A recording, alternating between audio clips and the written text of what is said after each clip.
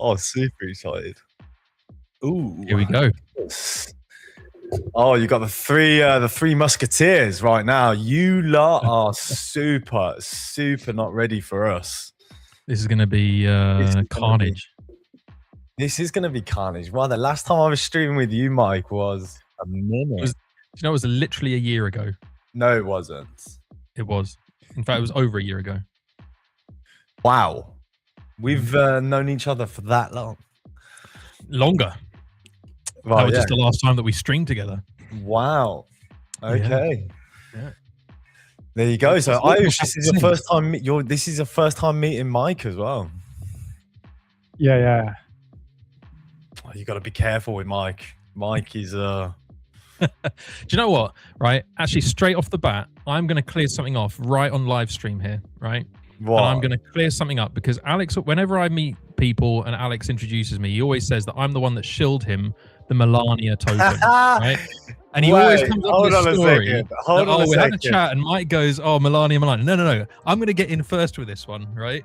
You're going to tell the full story? I'm going to tell the full story. Okay. Alex and I start working together, right? And we have our first meeting, right? Properly working together. It's a Monday morning and it's the weekend after Trump has released his Trump coin. And Alex is going, oh, yeah, I missed out on that one. Oh, yeah. And I said to him, well, you know, Melania's released a coin as well. And he goes, has she? And now tell me, Ayush, is that a shill or is that just me saying, well, Melania's released a coin as well? I reckon that's a shill. I reckon that sounds like that. If that sounds like a shill to me, to be honest. Then I think you missed that one as well, Alex. Oh, did you get into Melania as well? No, I was just watching people making money. Well, I got into Melania at $11. If we have a look on the chart, somebody pull up TradingView and just have a look at Melania. You'll see where I got in. Melania. Is anybody looking? Are we looking? Okay. Melania. Can't be that one. Melania meme. No, it must be a different one. Well, you can pull it. You want to know? You want to see where I got in? Yeah. Yeah. You can pull up my chart and I'll show you where I got in. Okay.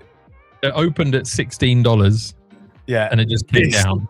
This is where I got in. I got in at $11. And from what I see, that was the actual ultimate high. Like, I don't think you could get higher than that. Yeah. Even if I wanted to, I couldn't get higher than that. Like, Mike sold me Melania Dream and it just completely dumped. Literally, my exact words were, well, you know that Melania's got a coin. That's literally all I said. And you were like, right, I'm going in. You literally just aped into it straight away. I know. I put 10 soul on that. That was just, honestly. Yeah. Well, live and learn crypto. Yeah. But how many people have we got in the chat together? I know. Yeah. Gosh. 15 people watching. 15 people watching. Okie dokie. Should we go through and have a look? I tell you what, I would probably go through your Doge trade. I was looking at Doge. If anybody remembers, I think it was on a Discord call about 2 weeks ago or 3 weeks ago. We were looking at this range on Doge, and this range right here on Doge, and it actually has broken out now. I'm waiting to get in on a swing trade, and this is going to be a swing trade on a personal account. Sorry, whoa. Yeah. Sorry, I got it. You're going to what? You're going to do a what trade? On crypto, especially on this, I will swing trade. I will definitely swing trade on a personal account on crypto or position trade. I don't really... I love you, mate, but you and swing trade, it's like... Those are two things. Like this is a different type of trade, though, Michael. This isn't like high. This is two magnets that just going to bounce off each other. This is a spot. This is a spot position. This is going to be a spot trade. This is not going to be any leveraged or margin trade. It's going to be a spot trade. So I don't mind holding a spot trade, but it needs to come down and retest the top of that range. Ayush actually ended up getting into this one, didn't you? I got it. Like it was a 1:1 trade on low time frame, not like a swing trade you are in. So Wow, it not in was it, yeah. yesterday.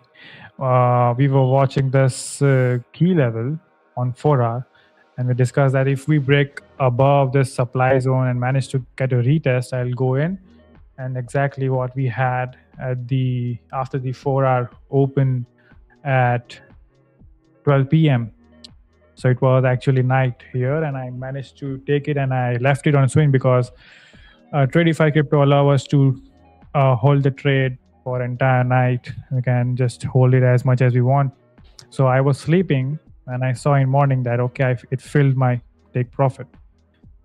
And if we look at Ethereum after a long time, we see a very big, beautiful 4 hour candle coming out of range.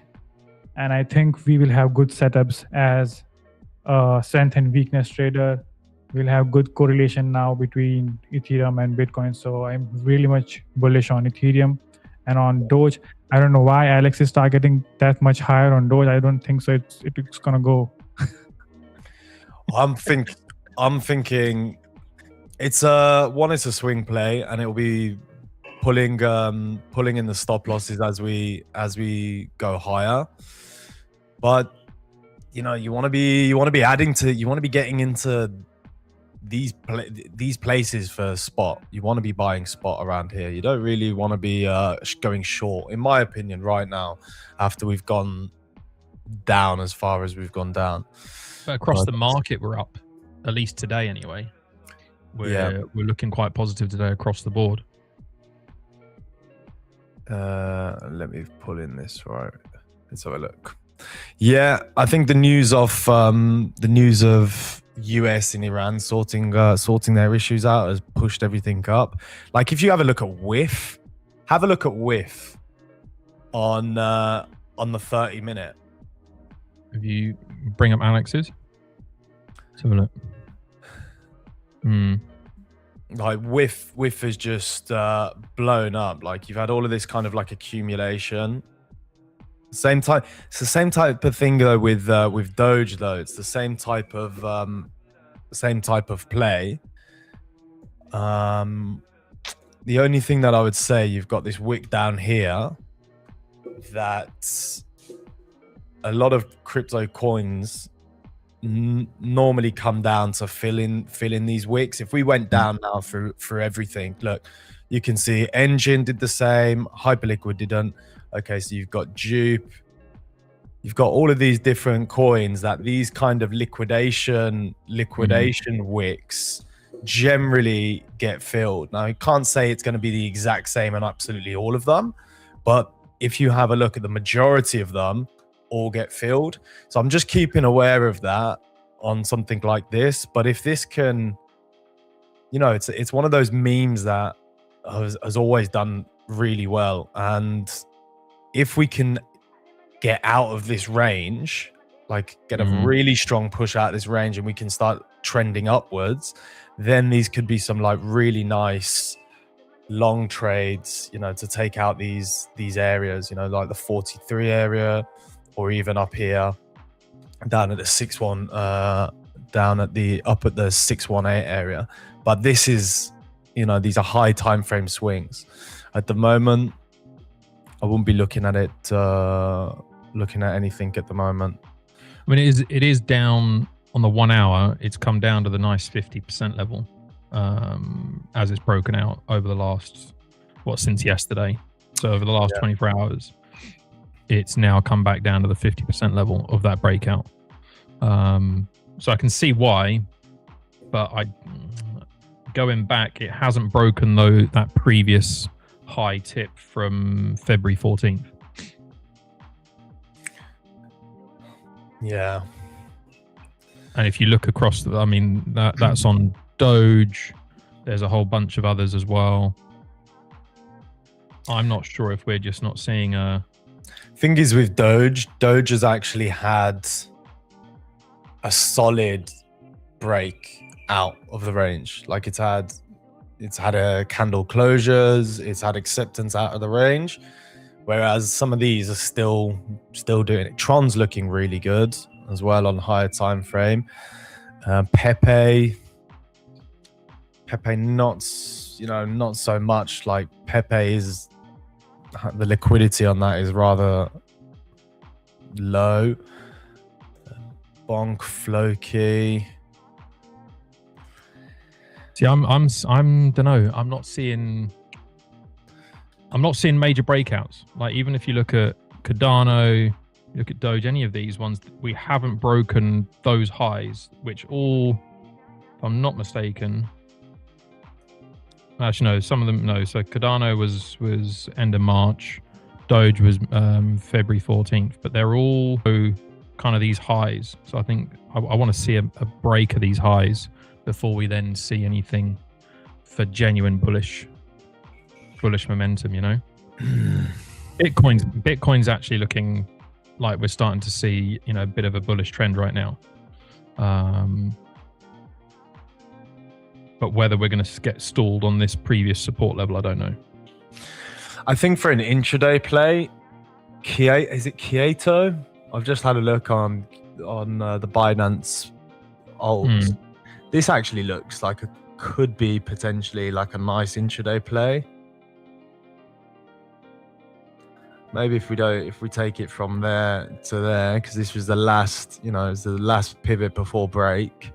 This could be a nice intraday play on the 30-minute, especially on a, you know, it's been trending upwards. We haven't broken any structure. We're still in bullish market structure. We've had a break above the range and now a retest. I could take a little punt on stream. Why not? Should we take a little bit of a play on this? So let's say, okay, my risk, let's say I put $500 risk on this. We got double leverage as well, guys. There's double leverage in this month.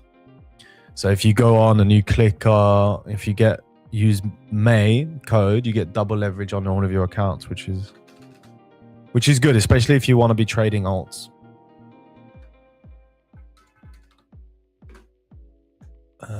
Kyoto. So you need 100,000 just to get into this position with a $500 risk. Doesn't sound right, but let's have a look. Bitcoin is not stopping. It's straight candle up. Yeah. So I just got into Kyoto.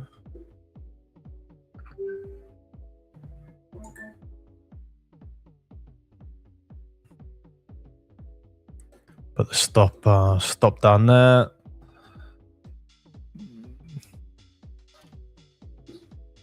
See if we can get that, you know, that break retest continuation. I'll put it up here, but I'm more than happy, you know, if we get up to there, just to pull my stops into break even. Maybe we can look at MMT as well, just to see what the order flow is looking around this area.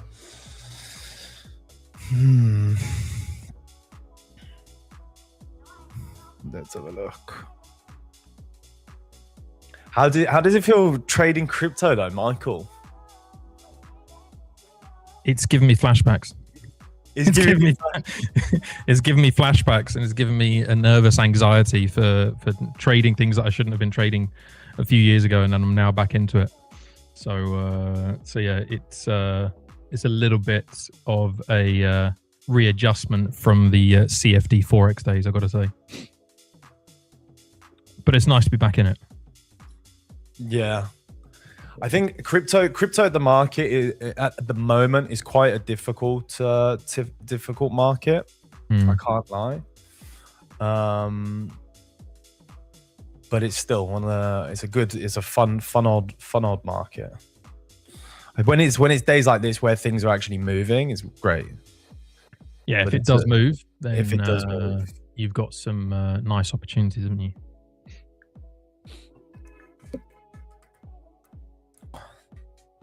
So looks around this area, we've got a nice little bit of negative delta, lots of selling into the top of this range. We have a seller up here that is now underwater as well. No, that is now in profits. Yeah. This is quite a big order. So if we start now, I don't know, finding a bid in this area, you know, we start just pushing up a little bit like that.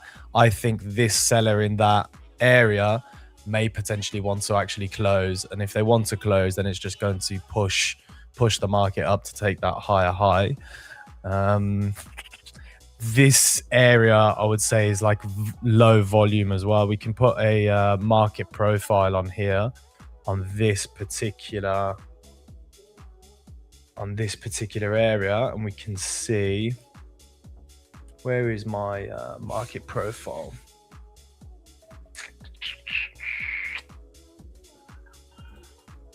Oh.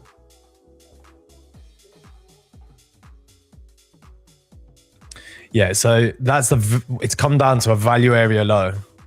So you've got value area low, lots of negative delta coming in at the value area low. And to be honest, the market profile is looking like it wants the trend as well. You've got that kind of P-shaped type of, well, other than this node right here, it's looking like a bit of a P-shaped market profile. So it looks like it wants to trend upwards. If we can get above that POC, if you see the POC as well, it's right on that area of that 62K order. If we get above there, then I'm really happy with this trade and I'll keep it. And the stop anyway, if it goes below this, I'm out. So it doesn't really matter. Tarek, apologies. Alex forgets to read the chat. We have the chat somewhere else, so we don't see it. Why? What's happening on the chat? Tarek saying, Alex, are you reading chat? Alex. Okay. For Bitcoin, will I get a double leverage? Yeah, you'll get you get double leverage on everything, mate. Get double leverage on Bitcoin, get double leverage on alts, get double leverage on gold as well. Pax G. You are in it. Yeah, you get double leverage on everything. Everything. What more could you want? Wow, Bitcoin at 130K. Is that too much to bloody ask? Eventually, I think we're going to get there, aren't we? Well, yeah, it just seems that whoever does the thumbnails for Tradeify Crypto and who got the picture for me like that? I just don't get it. No, I don't even look like that. It's Jonathan messing with you. Oh, it's Jonathan. Is Jonathan sticking you into AI and saying, make this guy look good on a thumbnail, but then he's using a negative prompt, so it actually doesn't make you look good. Oh, is that it? Yeah, has to be. Let's switch over to Ayush because I know he's eyeing up something really nice on MMT. Let's see what he's saying. Let's see what he's cooking. The boy's cooking. So what I can say is that we are above value area high of weekly profile. So expecting that if we get a nice pullback, this can be 82,000 can be a next support zone for us to push Bitcoin more higher till 84,000. And one thing is that we have some sellers at 2430. So expecting we get nice pullback lower in the range and continue the pump higher, because at some point buyers are going to get exhausted and sellers will take over some control. And if we zoom out and let me shift it to monthly. Okay, so one good thing is that we were just ranging from last many weeks below the value area high of the previous monthly range, and we are also above the value area high on Ethereum. That's why I'm really happy to see. Now, the correlation which I always used on Ethereum and Bitcoin, which is going to come back, because it's really bad to see one pair always being weak for many weeks. But now I think the strength and weakness will change, and I will trade Ethereum as well. So we are out of the range, above value area high on monthly, and we also have a wick plus some sell orders sitting at 24 to 29, and we might get some retrace back into range and continue moving higher. That's my plan. And if you look at trading view on Ethereum,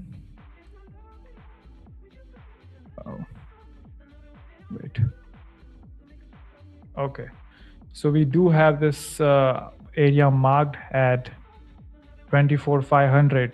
So I'm expecting that we can get a nice, some sort of pull back in this range and continue moving higher. And I always see one thing, that I like to align my supply zone with the limit orders we have on MMT. Without that, I think mostly I see no reaction.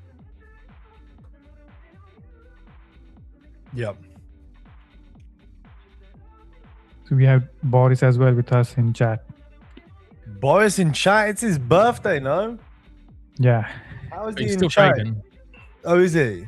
Still trading. And you analyze these things. Why did we pump so much last? Is that even an actual Boris? I don't think that's actually Boris, guys. That's a fake It's him. Boris.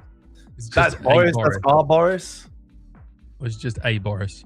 It's just a Boris. It's just another Boris. Zcash. Look, Zcash has been pushing for a while anyway. Just like, yeah, Zcash is insane right now. I don't know the fundamentals between Zcash. I'm not. Do you know what? I was looking at this and I was like, this is such a pump and dump, but clearly not. It's really starting to trend.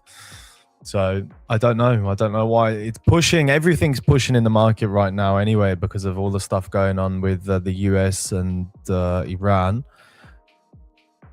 So you just got to pick. Even look at who even still looks at Filecoin. Like these are some coins that I'm surprised they're still around. So it's come from the back of Multicoin Capital co-founder Tushar Jain, disclosing that the firm has built a significant position in ZEC since February. Interesting. Do you want to go over to Michael's chart? So Zcash hits new year-to-date high as Multicoin discloses. Okay, interesting. So there you go. If you go on to TradingView and you'll see the key headlines popping up, and you've got a few articles there. There you go. Yeah, I think there's a lot of edge in some of the lower liquidity alts, but you've got to be on top of it all the time. I feel. Yeah. Like with I'm in a Cardano sell, by the way, just so you know. You're in a Cardano sell. Yep. Interesting.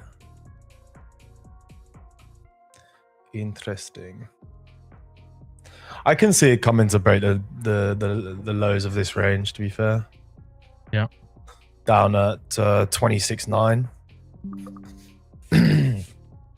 A nice little play. Yeah. Nice 5-minute candle forming. See if we can push further down. Well, it'd be the 50% of that range. Are you taking it down to the 50% of the range? I think I did. Looks like it. 267 I'm taking it down to. What do you think long on TRX? Look, Tron's always... I actually love Tron as a project in general as well. Like Tron is... When everybody's sending crypto, they're using Tron. So I'm always a big fan on Tron. Even on the 1 hour, 1 hour looks super good as well. Tron just looks solid generally, even on the daily. Yeah, it just looks like it just looks good. You know, it's just doing all the right things, you know. Yeah. So Tron doesn't look like it's gonna show any weakness. At least not in the coming days, at least I would say. For intraday, I think Tron intraday is long. Like if you just look at it, the thing is, it's still slow. We're used to FX. Everything's slow, and it's just FX is like flying right now. Like we need everything just to move over to crypto now rather than waiting for God knows how long. look at gold as well today. Look at Pax G. It's like it's just That's silly. That's just silly. This trade got me out of drawdown actually yesterday. Where was it? This trade. So we came down nicely today as well. All of those low liquidity alts are doing, like meme coins. They're doing well. All of them. Let me have a look, see what Memdex is doing. Yeah, you probably got yourself a little bit more of your bags back, mate. I doubt it. So yeah, we came on gold. We came to take out that low. Couldn't break below it. Couldn't find, and just found like acceptance above all of these areas. And then it just started making that kind of bullish market structure. And the trade was just the break and the retest off that level to the 200 EMA. And that got me all of my drawdown lost. I lost the same day actually. So took me into drawdown, but then it got me out of drawdown the same day as well. So you gotta love gold. Like if you can slay gold, if you can make gold, excuse my French, you bitch. If you can do that, you are winning. Like gold is just the creme de la creme of assets, isn't it? Okay, so somebody's screen. Are we doing a giveaway then on 15 likes? What is this thing? What's going on in chat? We have the target for like if we reach 10, we'll do a giveaway. If we reach 20 likes, we'll do second giveaway. If we reach 30, we do the third giveaway. So I think Jonathan's going to handle on YouTube chat. Brilliant. Jonathan's on the YouTube chat. Let's have a look at 14 this, at the moment. Yeah, well, this position's not really doing anything. Well, my Cardano's doing nicely. Your Cardano sell. Ooh. Michael popping on stream. See. Showing us how it's done.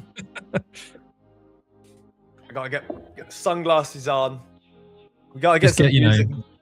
Get the engulfing candles out. What happened to all of our? I remember when we used to stream. We used to do. Have we got sound effects on here? We need sound effects. You know, like bing, bing, bing, bing, bing. You know, like some kind of horn. Yeah, definitely a horn.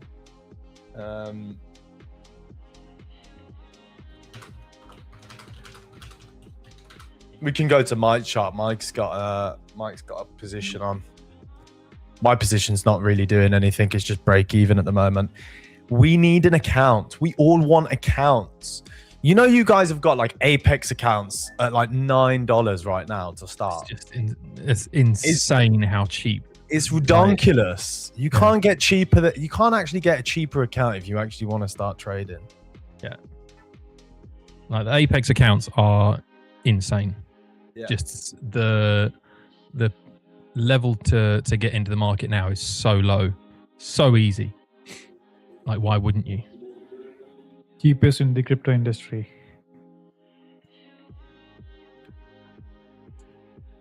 But yeah, it's a bit slow to move. It's a bit slow. So if anyone could sell off any bags of Cardano, that'd be much appreciated. It would help this sell. Fartcoin's doing as well quite nicely. Don't know if you've seen Fartcoin. Had a nice few days of bullish movement. Fartcoin. I know you're a fan of Fartcoin, Alex. Who comes up with these bloody memes? Like, why can't we just come up with you know what? We should come up with a meme, and you know, and then just put it out to the market like a Tradeify crypto meme. A Tradeify crypto meme. Actually, maybe not, because we want to be taken seriously. but we also want to keep all the profits. Oh, that's true. Yeah. That's true. So it's like if we're doing a meme coin, we want them. We want to have the meme coin. That's true. How's your Cardano looking now, Shan? Cardano is just hanging. It's not really even Chilling. 5 minute. It's just that last 5 minute candle was a nice close, nice engulfing candle. Took out all of this price action here, but now we're just kind of pulling back. Gold is looking now like a bloody. I can't say it on stream, unfortunately, but a massive green God candle on the intraday. On the intraday. Oh God, yeah, look at that. That's redonkulous. That's just silliness. That is just silliness. I remember Anastasia wasn't long. She closed it, and I think she'll be regretting now. Was she long and she closed it? Yeah. Yesterday she closed it. Anastasia. 70. Yeah. The thing is, though, this pump is only coming from news that you don't know that is going to come out. You can't project this stuff. No. You can get lucky. I got super lucky when the news came out that Iran, I think, hit like a tanker in the Strait of Hormuz, and USD trade just went boom. And then that was Monday, wasn't it? Was that Monday? I think so. Yeah, I closed it, and then it just kept on going and kept on going. Just markets are tough. Markets are tough like this because you don't know. Because most of us are technical by every little thing. Yeah, every little thing just changes, and it's like you can't project it. All you can do is like try and not do your ass and actually manage your risk correctly. Like that's the only thing that you can do. Exactly. Abdullah reckons soon Bitcoin will drop to 45k. Bit of a soothsayer is Abdullah here. What's Abdullah saying? 45k for Bitcoin soon. Bitcoin will drop to 45k. Well, if it does, I'm scooping some Bitcoin. Open up your bag and just slot it all in there. I'm just like jumping into the whole Bitcoin thing. I just need more Bitcoin. We all need more Bitcoin. We all need more Bitcoin in our lives. We do. What else do we need more in our lives? Funded accounts. We need more funded accounts. Yeah. More simulated funding. That's what we want. Jonathan reckons 45k tomorrow. Well, there you go. If Jonathan says it's going to happen, then it has to happen. Jonathan, we got to speak to the market makers. Yeah. Jonathan, have a word with your insiders, would you? Yeah. Speak to those guys in full margin. These goddamn animals. And Johnson's saying, put a trade in already. I've got a trade in. What more do you want? He has got a trade in. I have a trade in. It's gone to break even right now, so that's not really what I wanted, but never mind. I do like that you're fading a like 3% move on the day. Why not? Yeah. Why not? It's got to come down at some point. Just doesn't look like it's going to be anytime soon. I could do so many laddish jokes then. That's what she said. If everything has had such a pump up, yeah, this might not be the move. This might not be the end of the move, and it might not be pulling back just yet. But you got to be in it to win it. I agree. You got to be in it to win it. I just feel sorry for Jonathan because I know he's not feeling well today, and I know he would love to be on stream right now. Jonathan's got a headache. He's got a little headache. Oh, he has to go lie down because his head's hurting. I know he's at home going, for God's sake, what is Mike on about? I'm wondering how much we can rage bait him so that he actually wants to jump on stream. He would love to join in right now. He's like looking at it. He's like, oh, I've got a headache. He'll be writing something in Wants me chat. to bet more. Bet more. Jonathan just wants He's me to only just got- risk my account. He's only got four times the leverage. This is not CFD. Wow. Remember the days in C where we were live trading? We'd be like 30 lots deep. Oh. Oh, I can't wait to get back to that. He says, I'm not coming on. Oh, he's got a headache. Oh, little baby got a little headache. Oh. How far do we need to go with the rage bait to get Jonathan to come on stream? Oh, we could go more. We could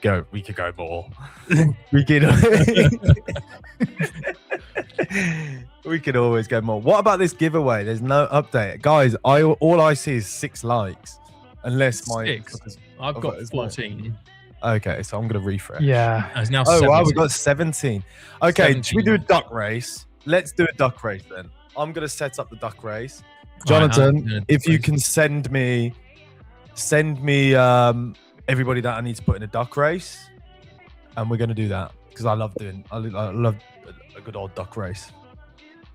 Or should we do a horse race? We'll do a horse race.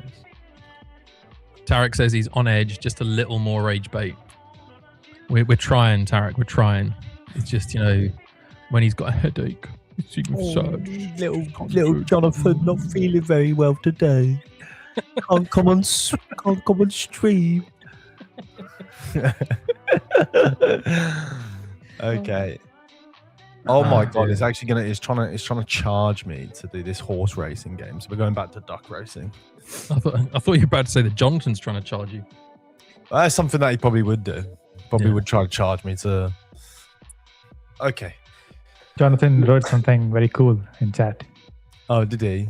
He's like.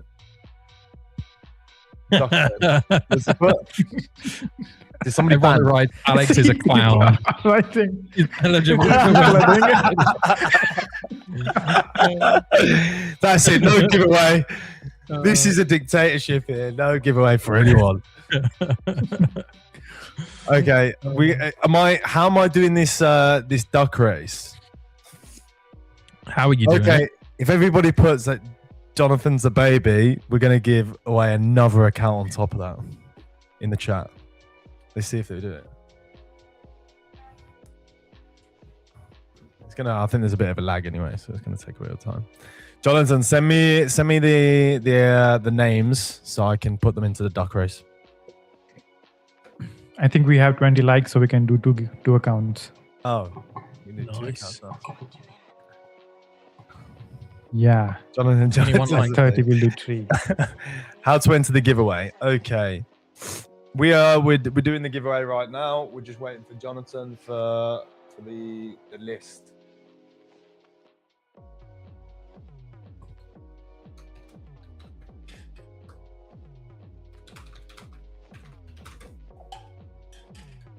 Oh, look who it is! Oh, he's a little bit sick. Didn't take tonight, long. but he's coming to the stream. To be fair, you look awful. You look bad. You sound bad as that. We knew it wouldn't take too much more to get you in. Yeah. It was just a matter of time. No, they can't. I felt like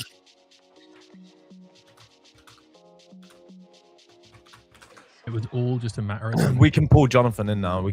We all want to see. yeah, you can pull me in. We want to see his face. Yeah. All right, there we go. Show everyone how bad he's feeling. I'm good. I've been better though. Listening to these two with a headache is not making things better. So what we're gonna do today is everyone that's writing Alex is a clown in chat will automatically be eligible to win a 10K two-step account. Yeah, that's it. Only a 10. You calling me a clown for 10K? I can't believe you guys. Oh, do you know what? Right, that's got to be the name of the meme coin. What? Alex Clown meme. Alex, Alex Clown. Nobody's gonna buy Alex Clown yeah, meme. that's That's stupid. now we're gonna say That's the Michael's worst- the clown. Now worst- we're doing Michael's the worst clown. name I've ever heard. It's not very. That's the worst meme coin name I've ever heard in my life. Yeah, I'm sorry. That's That is atrocious.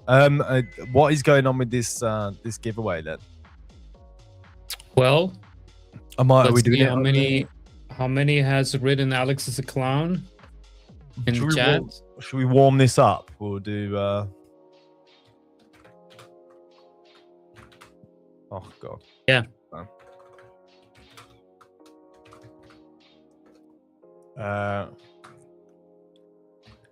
Whilst we're waiting for this, could somebody please sell some Cardano for me? I'm spelling everybody's names wrong. Doesn't matter. Okay, we're warming this up. Well, shit, Bitcoin hit 2.8. I mean, 82.8. 2.8? What am I talking about? You guys ready? Warming up. Wait. So what are we looking at? How many? That's 4 people? Awesome. Yes. We gotta get more people in there. Oh, Go on, it's Alex. Go on, Alex. You take the lead at the Go on, beginning. That Alex. means you're gonna lose. Why is Spider-Man. Jonathan the only? He always wants to be the special one. Always, Yeah. always wants to Yeah, be. well, I am obviously peacocking doing the this. stream. The only person that is dressed as a spider duck is Ayus. I just want that one. It's a quiet one. You gotta watch out Yeah. for. That was good. Yeah, that was. We're warming up, guys. Okay, we're warming up. And now, how do I get this off? Because it's quacking and it's quacking too much. Okay. Yeah, that sound is horrible. It is. It's an awful sound. Oh. Right, guys, you gotta type in Alex is a clown to be able to win an account today. But where are we? How are they getting the? Are you just like taking them and then putting them into the duck race? How are you doing it? I'm giving you the list, and then you're gonna copy paste that and yeah, you know. Exactly. That's exactly it. Yep.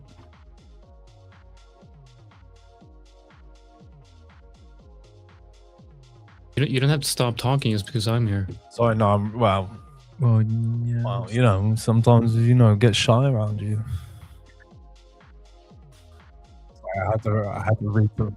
You just gotta watch out for the insult. Waiting for you to join and waiting for you to come in and insult. You're way too quiet, man. You gotta interrupt these two, right? You got 2 minutes in the live stream. They're coming You can't in. say anything. Every time you are on this live stream, nobody can speak because you speak so much. I think I'll get used to it soon. Wait, So. Can we, Roman? Do you know if I turn down his volume, is that just for me or for the That's stream? just for you. That's just for you. Well, that's great then. This is awesome. I can't hear him. You can hear him, but I can't. Oh my god, my life just got better. This is. Have you seen that? Have you seen that guy saying 10x life? Well, Yeah. Sometimes you need to remove some things to be able to actually improve things. It's what you're removing. Alex's voice.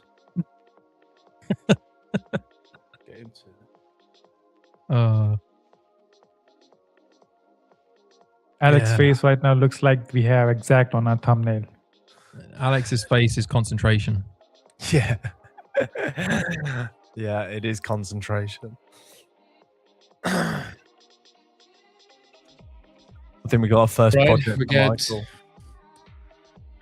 My first project. Wild Dude says I'm a bully. Nah, it's not.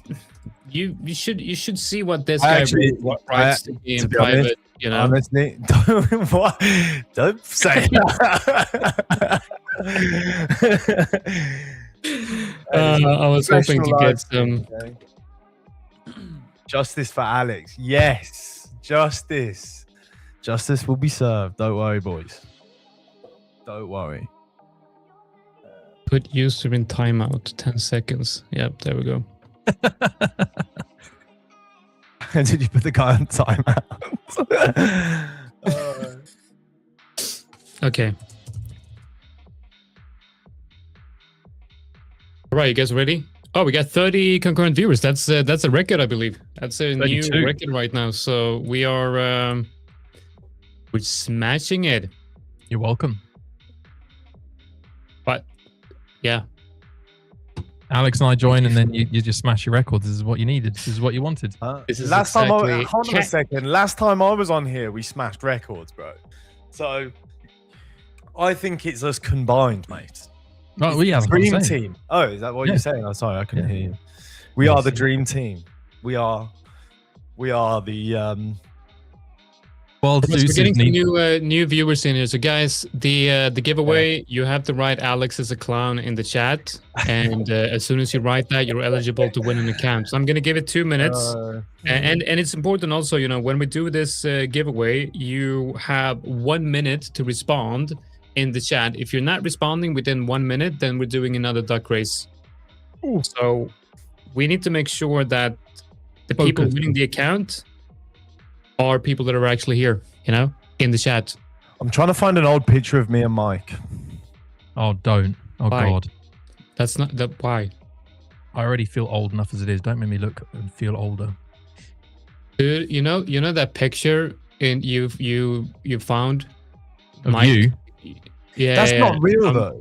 That's real. That's That's real. a I'm real like picture of you. 25.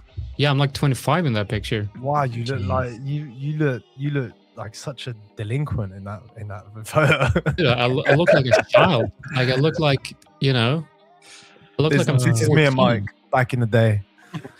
Like I look at that picture, I'm like, how the hell did I even manage to get a job? Yeah. That's you. That's you and Alex.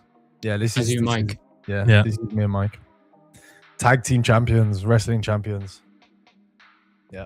Nice. Pax G looks like he might come down for that nice retracement. Let's see if that might be a little bit of a trap though.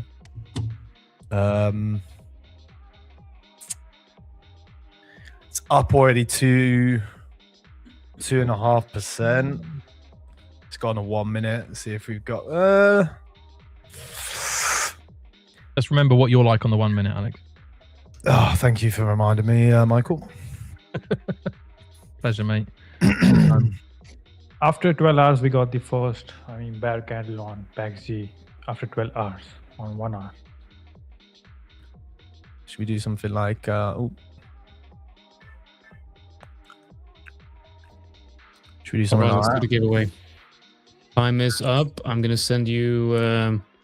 The link, Alex, on WhatsApp. No, not a link, but I'm gonna send you the list. What is this Garbar? What is happening? Sending it on WhatsApp, and then you just take that into Duck Race. And oh wait, let's add that Memdex guy as well.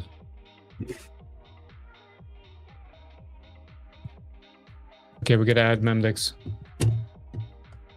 Add Memdex. Add Memdex. I love how you call him Memdex, even though his name isn't Memdex. I think that's brilliant.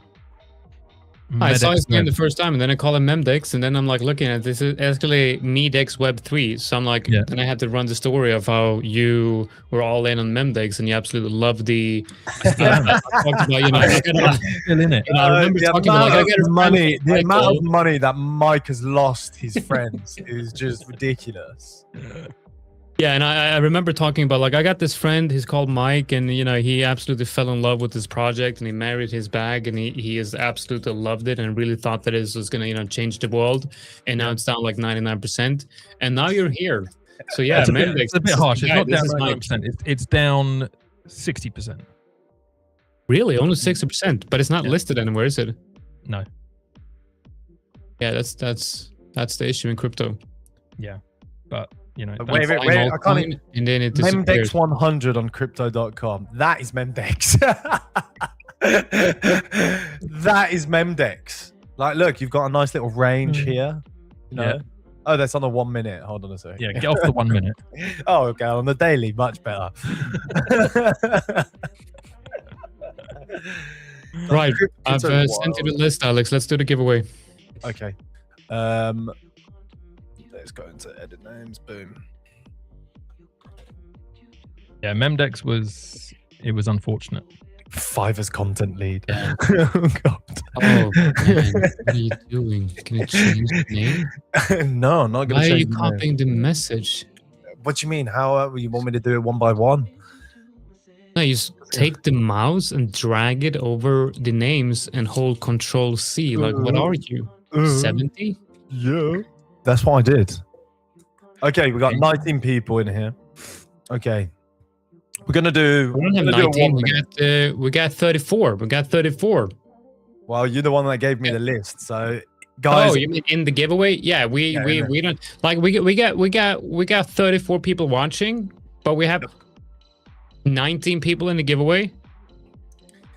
You know what? Okay, guys, are you ready? Are you ready? Who's putting? Do you know what? This is the favorite time of the stream. 1. Should we put some 2. money on this? Wait. Should we put some money on this? Oh, I've got to go soon. Okay, What do you go on mean? then. 1, 2, 3. And we're going. And then number 1 is coming through. He's coming in. Number 3. We got to have a better commentator than me. I'm not the best commentator, to be honest. I can't. Just come out with your randomness. The thing is, though, with this game, number Ricky. 3 looks like he's going to Everything's win, gone. but number 3 is not going to win. That's just not how Bust. this works. Yeah, no, it never works. Never works. Number 3 does not win. Medi I NQ reckon won yesterday. number- Guys, Medi NQ, he won yesterday, but he didn't claim the prize, so we did another one, and then he won the second one as well. Okay, this is rigged then. And did he claim that? Yeah, we got Memdex. We got Memdex number 19. Look at Memdex. Memdex isn't going to win. He's not going to win. It's not. It's It's not how it correct. works. It's not going to. I reckon number 12. Oh, number 8. Number 8 is coming through. Oh my God, who's this? Shukala. Shukala is coming.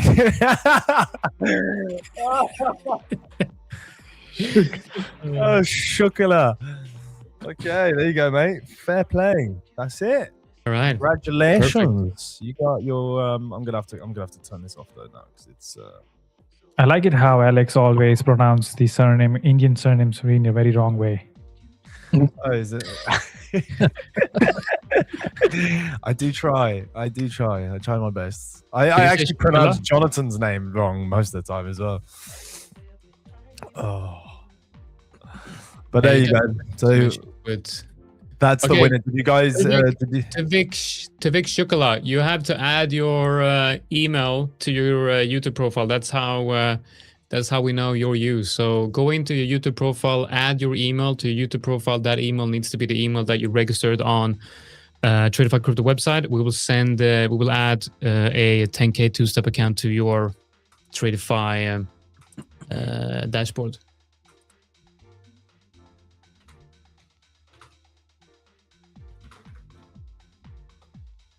I'm underwater on my Cardano. Not good.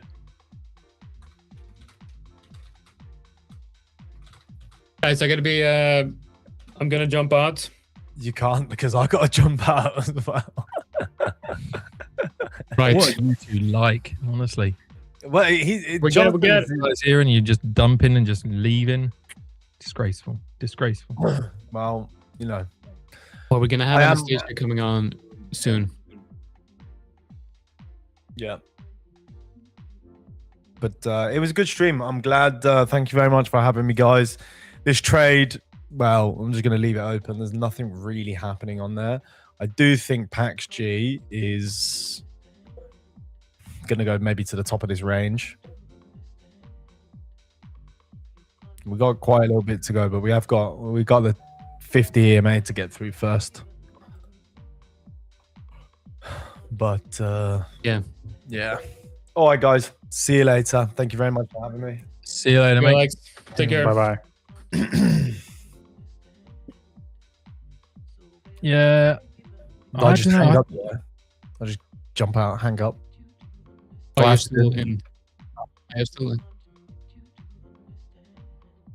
Alex is talking to us in the background. Yeah. No, he's Yeah, actually. Oh, he's still there. When Yeah, I'm still here. on I'm the- just like once I get the all clear, I'll jump off. Just wait for Roman to do the all clear. Roman, just tell him that you can't go. Yeah. Just leave him waiting. Jupe. Pax G. I don't know if Pax G is going to go lower. Look, it's hard. Fading. To be fair, fading a move like this isn't a bad idea, but you'd want to see maybe something that comes up to try and takes a high and then fails, and then we get that deeper retracement. I think this is too enticing, you know. Just it's like that initial push down. But yeah, it is coming down, huh? Roman, can I go? Oh, okay, bye, guys. Bye. See you later. Bye. See you. Oh dear. There we go. Like he's still on the actual screen.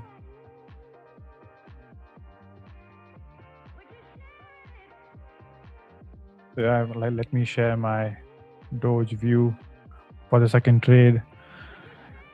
As we can see that market is really being in range, bullish, but in range. We are very slow. Now we are very close to the target, which we mentioned in many streams from last 2 days. I was able to caught the move about the breakout and retest on lower time frame on 5 minute. And now I'm just waiting for us to give us some sell retrace. After 1 minute, we'll have new 4-hour candle open.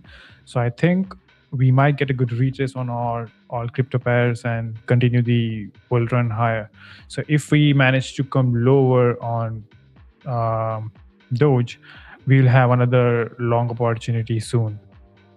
So I assume that we'll have a pullback near or below 0.18597 and continue higher. So we have new open. Let's see what it does.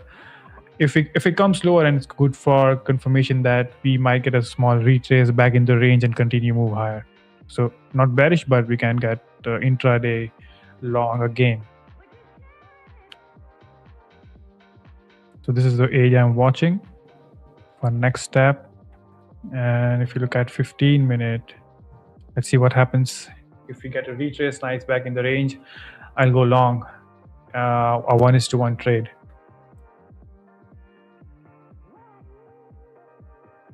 Do you normally do a market entry on those, Ayush, or do you do like a stop order? Yeah, I always take the market entries, and sometimes if I see that there are chances that I can get a market order, I mean limit order, then I place it. But very few times. Yeah, I'm underwater quite significantly now on my Cardano. I've taken my stop off so that I can try and manage the loss a little bit. Hopefully reduce it when we pull back a bit. But yeah, not looking good right now. So Mike, if we talk about the strategies, we would love to know what kind of trader you are. Are you a swing trader or intraday? I'm 100% a degenerate day trader. Okay. Just going in full tilt on everything wherever I can. No, I look for points of interest predominantly where you've had extreme pivot points. So multiple time frames, looking at areas where you would expect to see a reaction. So for example, this one on Cardano, the reason I've seen that is you've got this engulfing candle to the downside on the 25th of March. So that for me acts as a nice area of reaction that I would expect a sell-off to come from. We've tapped into that. Now the only problem is we've now closed that 4-hour candle, and as a result, we're now probably going to see a little bit more of a push up. I was expecting us to wick back down from that one. So guys, I gotta jump out. I got a massive headache. I think Anastasia is supposed to come on any minute now. If she doesn't, just ping me in the next few minutes, and I'll jump back on. Okay? No worries. Yeah. Do you have Mike? Do you have like any meeting or anything you need to attend like now? Not this second, no. So I'm all right. Okay, let me. I'll save your headache. I'll monitor the. Yeah, Anastasia's coming on, so we'll. Yeah. She's gonna be a little bit late. No worries. If you need me, just tag me. I'll jump on. All right, guys. See you all. See you all tomorrow. All right. Take care, Take man. care. Okay, bye-bye. So normally what I would do is I'd look for an area and look for a reaction from there. So then just dropping down to the 5 minute and looking for the same setup. So the original setup that I saw here on the 5 minute was this one here, this little pocket there, where we had 1, 2, 3, and those were kind of the confirmation for me to look for sells. We've obviously broken through that, but hopefully at the very least I can look to get out of this trade on a pullback, or it might come good. We'll see. But I took my stops off because I was in for half a percent risk. So the idea is that I'll try and get myself out of this with just a smaller loss, waiting to see us sell off a bit more and maybe just get out of break even. We'll see. How about yourself? Yeah, I mean, I also use the same idea as you mark the wick as the area, key area. So I use the same thing, like break and retest if we on lower time frame. Pretty much keeping it really simple and combining it with volume profile and some limit orders on the order book on MMT to confirm that the supply zone or demand zone we have is actually stronger for us. Yep. So yeah, I mean, like same idea. And also I use same strategy on futures as well, but on lower time frame, mainly on 1 minute, combining with the 15 minute for some quick scalps, like for like 1 or 2 minute trade every day. Yeah, I need to kind of get myself back up to speed on crypto because I haven't traded crypto for a good couple of years. Not since my early days of getting into trading 3 years ago, and pretty much just done forex. So yeah, I'm a little bit rusty on crypto, so I've got to get used to it, and then definitely want to start dipping into futures as well, trying my hand at that. I think the volume profile is gonna be a good one because I think you're doing some work on the volume profile, aren't you? You're going to be releasing a series on that, in terms of how you trade it. So I'm looking forward to seeing that. So I'm going to combine the entire model I trade with the supply demand and combining it with order flow and volume profile. And we also have Anastasia. She is actually a full-time order flow trader, but what I use is candles and order flow, which has good grip, I guess, than me, because I have very specific strategy because I use volume bubble on lower time frame and delta profile for quick scalps, and many times my trade duration is 30 seconds on futures. No, I used to live stream with Anastasia as well on a previous channel, so I know her well. And her volume profile, she kind of lives with that as her strategy, which is nice confluence to have. You know, obviously on CFDs and forex, you can't be certain, you know, because you haven't got a central data feed, so it proves a little bit more challenging. But but thankfully back in profit on this Cardano, so I'm just going to see what kind of reaction we get on this. What I might do is I might just stick a stop loss at break even just to protect myself, but we might actually see the move that I was expecting may still play out. We'll see, because Roman, can we switch over to his screen? I'm gonna pull out my screen. There we go. So I think I might get taken out here. Yeah, there we go. But yeah, at least it wasn't a massive loss.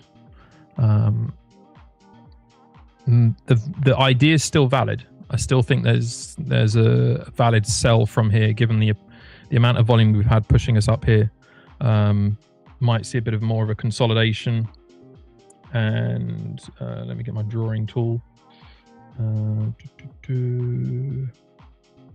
So potentially see push up here and then look for a sell-off. Could also be a possible option. But yeah, we'll see. I'm not used to trading on DX trade, so I'm still getting used to it. I've only part of the Tradeify team this week, so I'm still kind of getting my head around all the systems and getting myself set up and all that sort of stuff. So I promise to be a bit more organized for future streams.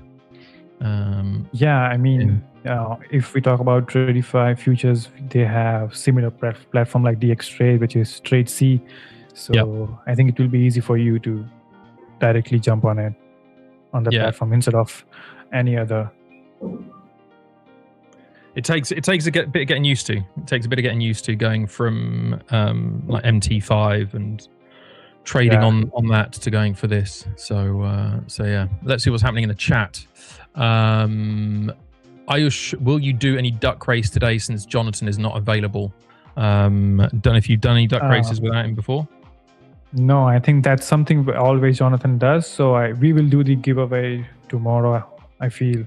But soon I think we'll do something about it, because I still remember that on Friday stream we had many people and we were not able to do the giveaway. So we'll do something about it and keep giving on every stream we have. So I think Mike is someone who's going to do the duck race soon. Yeah, we will get something sorted for those, I'm sure. Who else have we got in the chat? Yezu says, didn't I say yesterday that Doge will pump?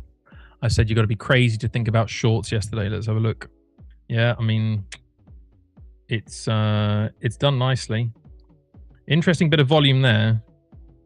For some reason, massive candle of volume, but nothing, didn't really change anything there. That must be a bit of an anomaly on DX trade. But yeah, it's looking nice and solid in terms of the buys. But again, you haven't broken this area. Like I've marked out this blue one here. If we go, I think it's the daily. So again, this is where I look for the same area for reactions, you know. So for me, what I'd be looking at is I'd be saying, right, well, look, that wick area, that's, you know, until we've broken that high, that's still classified as resistance for me. So I'd still be looking for, I mean, even right now on the 5 minute, you've got 1, 2, 3, you've got several candles there on the 5 minute suggesting sells, to my eye. This current 15 minute candle also suggesting sells as well. I'm a bit of an opportunist, so I know a lot of people would say, right, okay, let's draw, for example, draw a trend line, right? So let's take a trend line from there, going up, wait for the trend line to be broken and then get in. I'm probably a bit more of an opportunist, and I'd be thinking, right, well, this is an extreme, so let's take a chance. Let's go, you know, 0.5%, maybe 0.2%, and, you know, literally stops just up here and sell down. And then you get a nice, decent risk to reward return on those. In fact, I might. Let's see. On the 5 minute. Need to see if we get a nice continuation here, or ideally want to see some kind of reaction within this area here, within that zone. That's where you want to see some kind of reaction. If you get some sell off again from here, then I think I might get into this. What do you think, guys? Yeah, planning to go short. Thank you, Dream.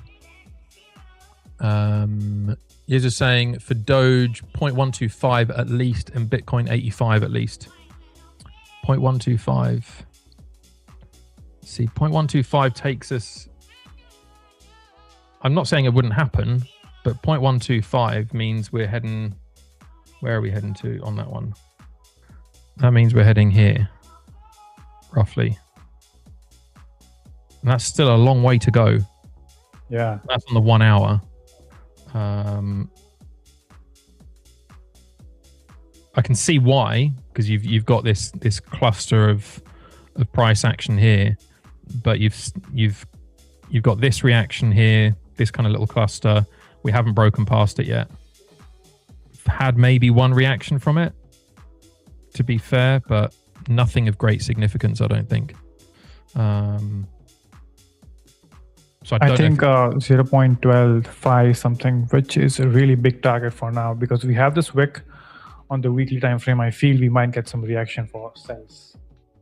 So this is The other thing is that wick can also be seen as a target. Yeah, that's the other thing. So that's why for me it's always a case of wait and see what actually happens when it gets there. You know, at the moment we're coming back into that little pocket on the 5 minute. We'll see.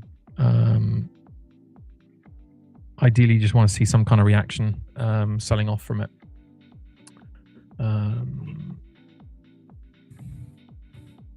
Yezu saying, want to see more streams with just you two. You two make a great combo pair. And yes, Mike, on 125, that cluster has a lot of sell on Doge, which might attract price there. Thank you very much, Yezu. Appreciate the compliment. My first time on stream today.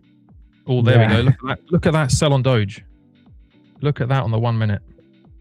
Tapped into that zone. Oh. Let's see what happens. But I might look to sell that.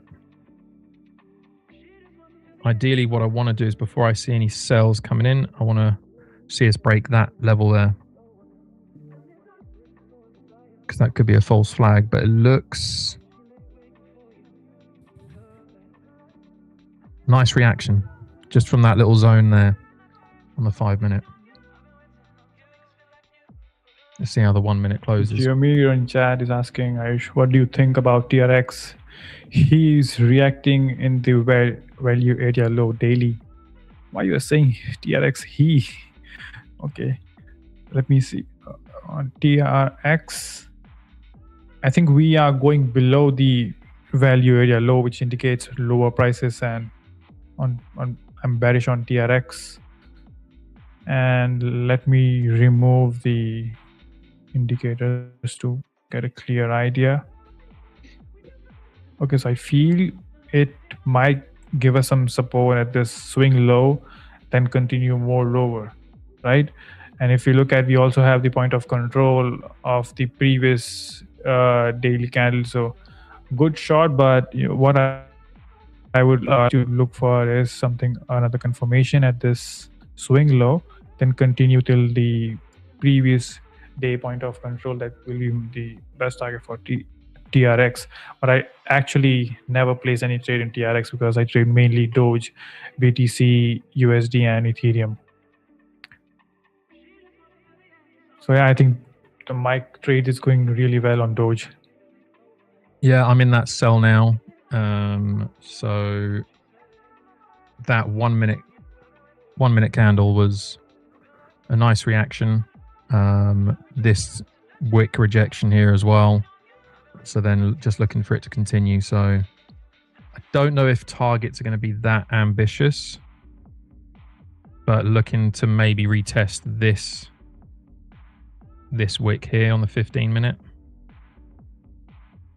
And that's why I've got my TP there. So it's not going to be a huge trade, but it will get me out of drawdown, hopefully, on this account at least. So we got another question. Which cryptocurrency has the lowest commission on Tradeify? So I feel Tau has the lowest commission, and Zcash, also Zcash also has really less commission, and Doge. So these are the three pairs which I experience that they have very low commission, so you can scalp on time frame. So I'll put Tau on the number 1 place, second Zcash, and third Doge, and then we have Bitcoin and Ethereum. So you should give it a try. Keep giving us likes to the stream, guys, as well. We've got 29 likes at the moment. Let's see if we can get that up before Anastasius joins us. I know it's going to pump when Anastasia joins, but if we can pump it before she gets in here, that'd be cool. Pax dumped, like Alex said. Did Alex say it was going to dump? I think Alex was saying he wanted to buy it. He was waiting for a new, again, retest. Yeah, it has sold off nicely. I think it's going to come down lower. Just looking at that structure, I think you're probably looking more at... I'd be looking for it to come down to the 50 level here, around 4623, before looking to buy. I wouldn't necessarily be... I'd be very careful.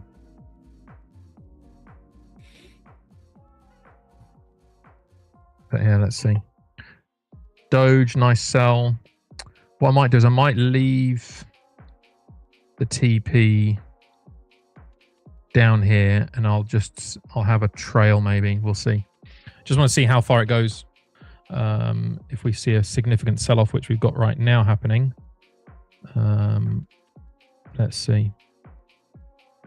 Just coming down to that trend line. I think we are about to tap the support area on Doge, which is at 0.11592 on TradingView. Yeah. Are you at break even? Not yet. Oh. Tempted to.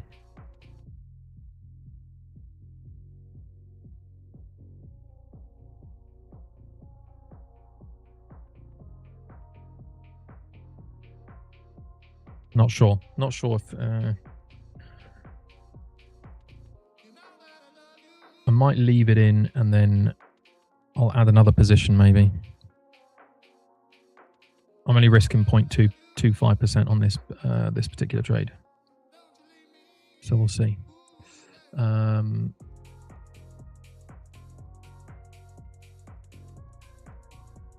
Yezu says, Mike, on your trade on Doge on short, put a volume profile, you will see on 113 low volume gap, which will stop the price.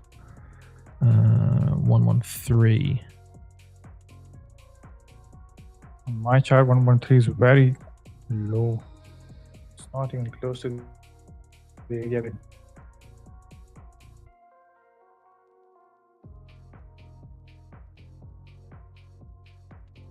I've got to get used to finding all of these tools. Is there a volume? No, there isn't a volume profile on DXTrade, is there? No, I don't think so. Right. I've never tried it. Let me see. Should be there because it's always there on TradingView.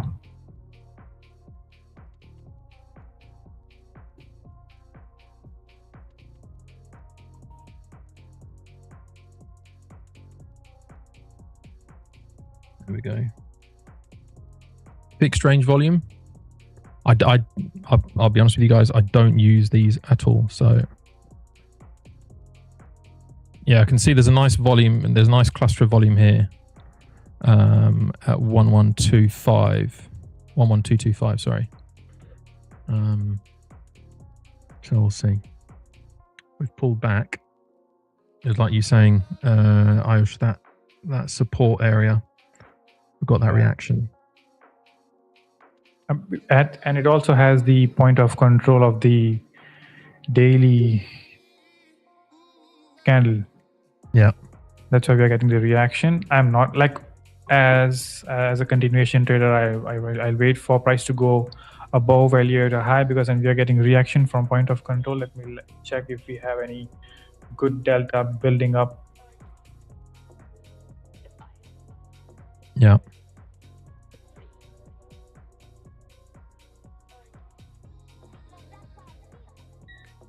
Go back. Okay, so we are reacting from the support area we have on our chart. So if we close above the opening price, I'll go long on Doge for at least 1:1 trade.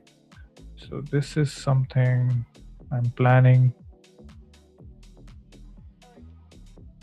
Yeah, we've got some volume coming in now. Yeah, if we get this, if price closes above 0.11675 can go Mhm. long, but we still don't have enough confirmation for longs. No.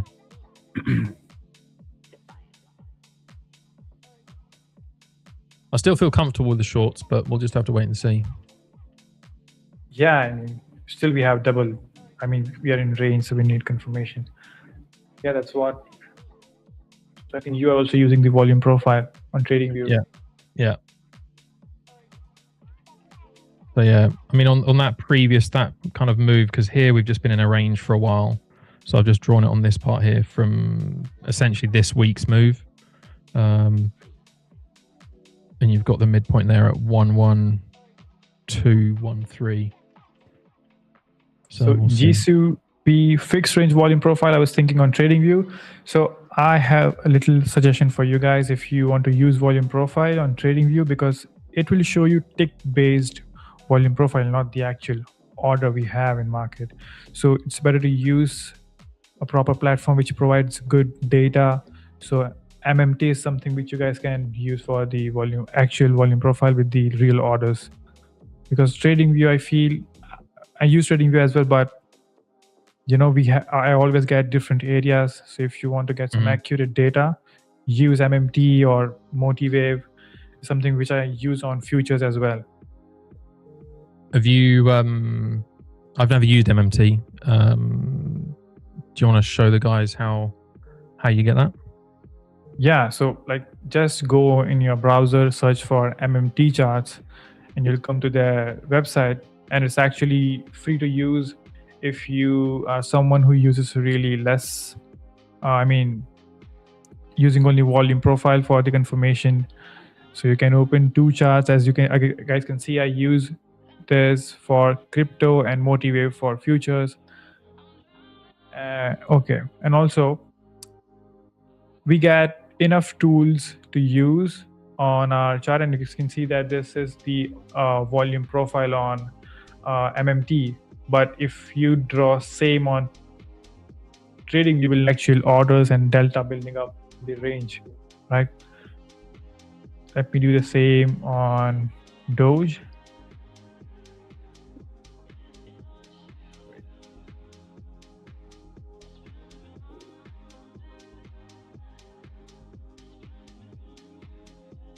Okay.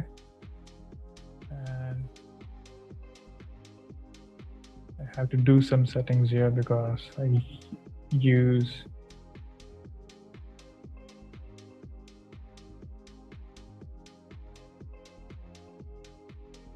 I think I placed it in a. Sorry? This is where it starts to get messy. Yeah. Mainly on stream. Yeah. So as we can see that we have the point of control on Doge. That's why we're getting this reaction. But I still think we don't have enough confirmation, for bulls. We might squeeze down lower bit of point of control and go straight to value area low, where I think Mike has the profit target. So don't be early. We are reacting from value area high. Bulls were squeezed. You can see some orders coming in, but they were squeezed near value area high. But also we have a point of control. I feel that if we close below, we can get a good retrace. Plus we have a support area. So I feel this is a very strong area we have at 1597. Let's go back to TradingView. So I think Mike is still in the position. Yeah, if I'm not wrong. Yeah. No, I'm still in it. Still in that So cell. GCP is saying that I'm using exo charts, but TradingView is okay if you don't have something else. Yeah, I agree. Exo charts are also really nice. I used them last year, but I'm shifting on MMT and Motivave. We need more waiting game now to go up. I don't understand what you're saying.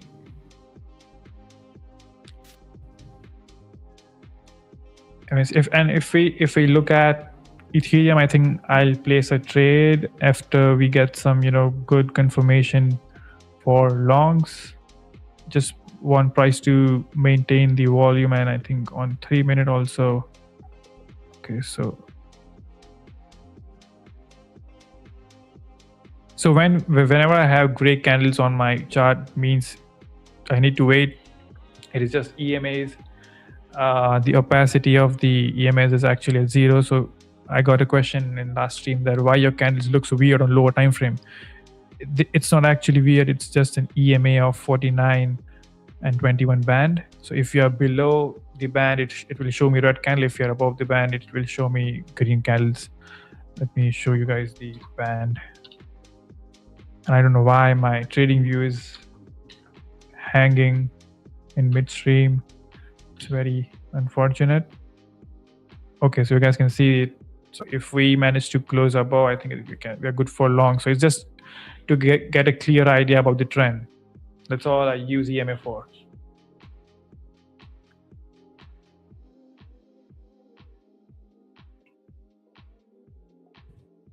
I'm still in that Doge sell.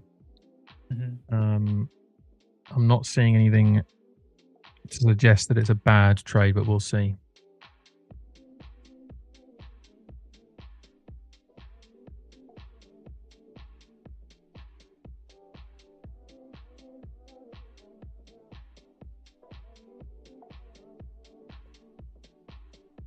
I think in all crypto pair, we are going to get a good retest, so it's a good for shorts.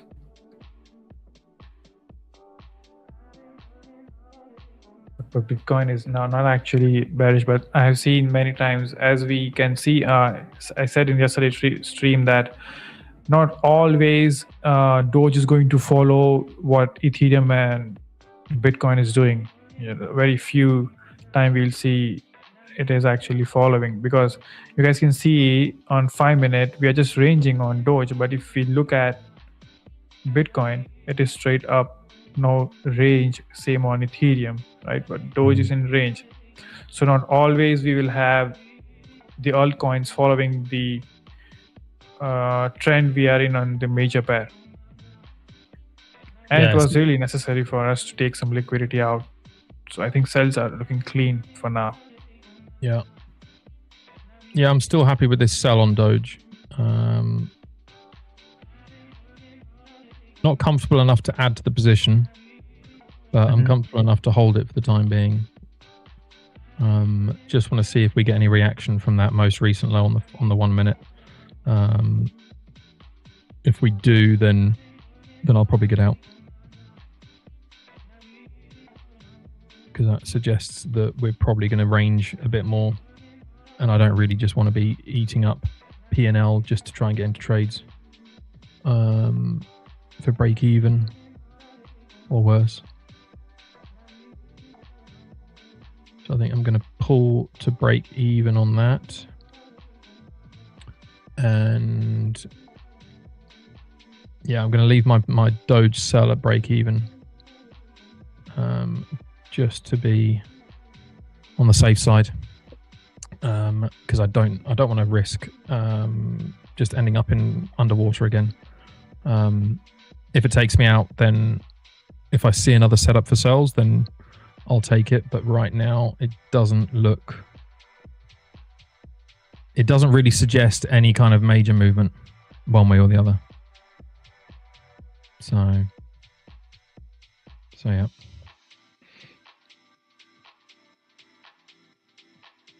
We're still in that wider daily candle and that weekly candle wick.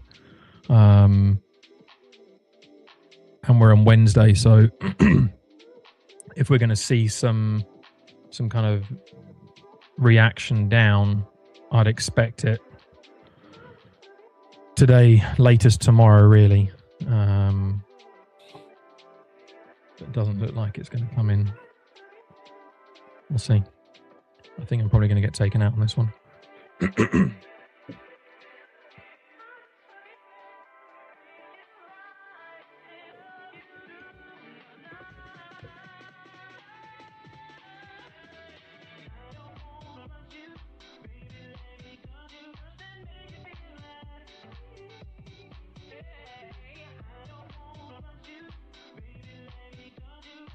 I don't know. We'll see. What's else happening? Gold, PAX-G has not bounced just yet. Well, it's kind of bounced, but it's broken this structure here. So I think we might still see more sells coming in on PAXG. I wouldn't be getting in on the buys just yet on that. Cato that Alex was looking at. I can't remember what Alex was thinking on Cato. I think he was looking at buys, wasn't he? Yeah, but we are still in the range when very slow. Yeah, I don't know if I like that setup. It was below the heat of control as well, so we need more confirmation for longs, I guess. Yeah, it's coming in, just retested what looks like the 50% of this wider move here anyway. So I'm not sure I like that one. Cardano, what did Cardano do after my trade earlier? Hasn't done anything at all.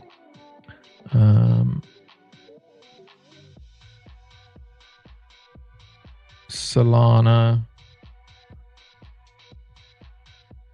still making moves higher, but again, it's also slowly just sitting there. I saw somebody was selling Bitcoin. I don't know where to. Dream 11 Fantasy Skills 37. Not sure how far you were looking to sell on the 15-minute, but you've got this support area here on this 15-minute candle that I'd be careful of. Like we're in a bit of no man's land, really. You know, on the daily, you've just got this wick. Otherwise, you've got to go months back in time. And I just don't. I don't know. I feel as though Bitcoin's probably going to keep going higher today, which might bring everything else along with it. We'll see. Doge is still in profit. Hasn't been taken out yet. It's just sitting there. This is what when markets don't move and you're a day trader and you're just sitting there waiting for something to happen. It's the biggest test of your patience imaginable, because you're just thinking, okay, just do something, take me out, or make a move, something, because otherwise you just get so bored, and that's when you start making mistakes. You just lose your discipline, but yeah, we'll see. Giamir says, I'm long on TRX, entered at 34246. I'm going to get taken out on that Doge. There it is. Taken out on Doge. Let's have a look at TRX. Got in at 34246. 34246 are down here. Nice entry if it does keep going. On the 5-minute, that looks like a nice bit of volume coming in. Not a bad catch. What's your take profit, Giamir? Interested to know.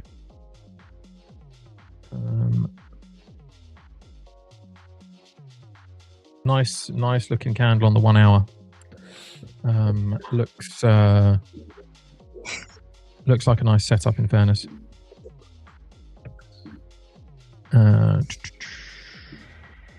Yeah, Cardano, that was not the move for me today. So yeah, just chopping up my P&L today, sadly.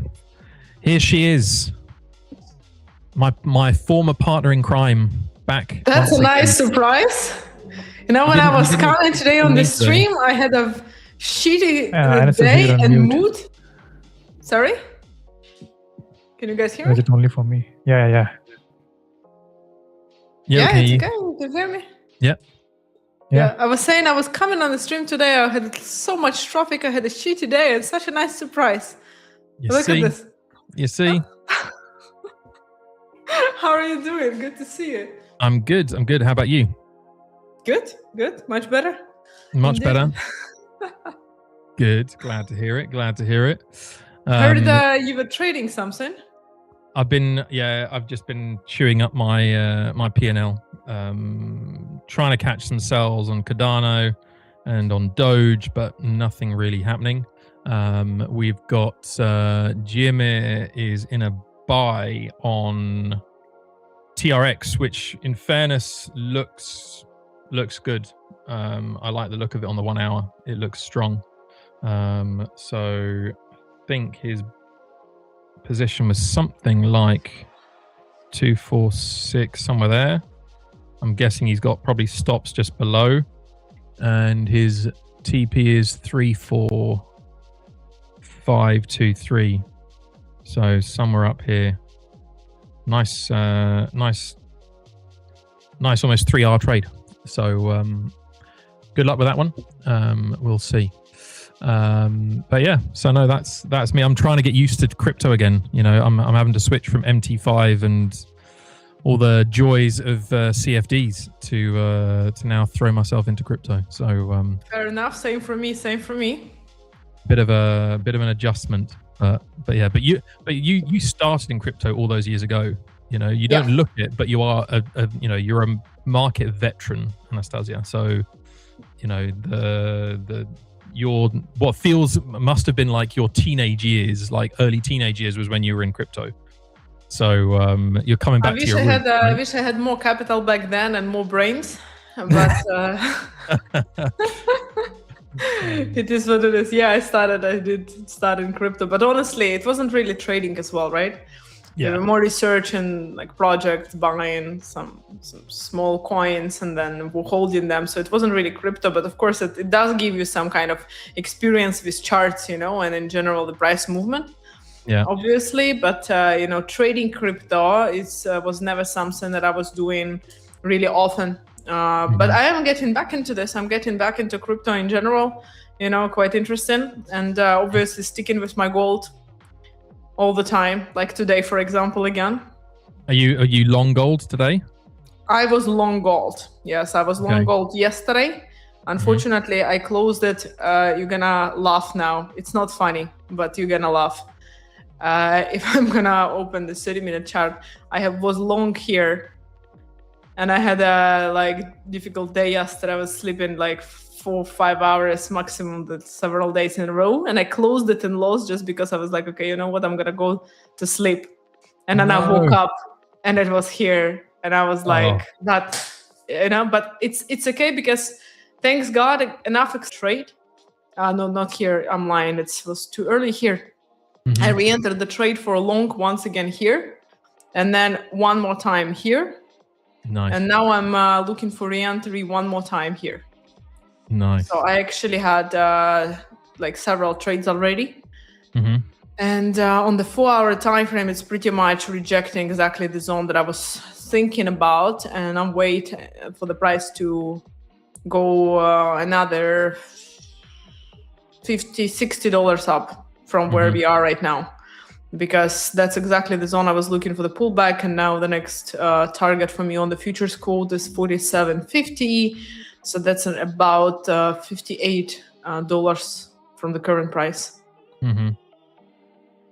So it's good that on Tradeify Crypto we can trade digital as gold, honestly, because it does give me the room for then some time to get back into crypto while I'm continuing to trade my gold. Yeah, true. Very true. Very, very true. You know, last time we were talking about the love-hate relationship with gold. So this year I'm leaning towards love for now. Okay. Let's see how it goes. But for now, I'm on the love side. So you're in the season of love for gold. Yeah, exactly. Okay.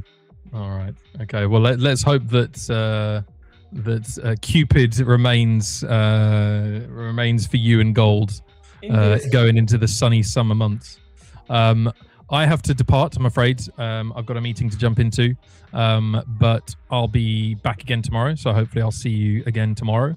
Ayush, great to chat with you. Great to stream with you. And I'll see you guys tomorrow. See you, Mike. Take it easy. Bye-bye. Cheers.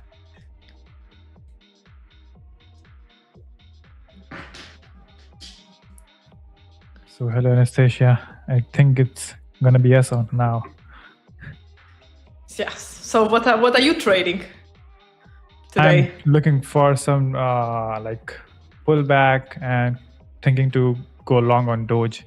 I already had a great trade last after the stream, and we discussed this about on stream that if we get a breakout of this 4-hour it's supply. yesterday's one, no? Yeah. And we got a good, actually we got a really good volume on Doge. Then Ethereum especially, and Bitcoin is doing really well. So just waiting for a pullback because we have this on weekly time frame. I think we need to switch over my chart. Okay, so we have this candle high at 11.74, which is really itchy, and I want to take it with a trade. So just waiting for a good confirmation on 15-minute. If we go above this opening price, I'll go long for this risk to reward, which is 1:35. And one thing so we also discussed, if you remember, Anastasia, about PAX-G, that we might get reaction from this area, and also I think if we close above, we can easily move higher. The only reason for this supply zone is this wick, and also we had good volume build-ups, expecting that we might have some point of control in here. That's why price is taking rest. But you said that you took long in this rally.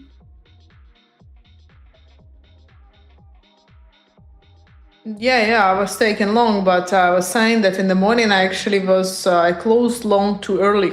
Well, at night, because I went to sleep. And I closed it, sadly enough, in loss. And then I woke up after this whole bull run, and I'm like, But then finally, because it's not the first time that it happens, obviously, because sometimes you catch it, sometimes you leave it, sometimes not. So I reanalyzed it in the morning, and I re-entered for the continuation of a long back. And then again, I entered more, and then closed it. And now I'm considering taking another long for gold again. But yeah, I was basically, but it would be even better if I would just leave it yesterday night and not touch it, and that would be just perfect. Zero work, and that would be the best result. Sometimes trading less is actually making more. Yeah, I discussed the same thing when you were not here. When I saw this move, I was asking people that, okay, Anastasia closed her long near this area. I think what she might be thinking after the bullish movement we had, but you actually caught it, so it's really nice. Yeah, I was actually looking for shorts at this area, but we invalidated this area, so I went long in futures, not on PAX-G, and had a 1:1 risk to reward as I normally use. So this was something I had for myself, because we had this up. I was expecting some sort of reaction at this monthly open, but it broke above, and we had price going at the previous monthly open. So this was a trade on futures. Okay. There was a question to you.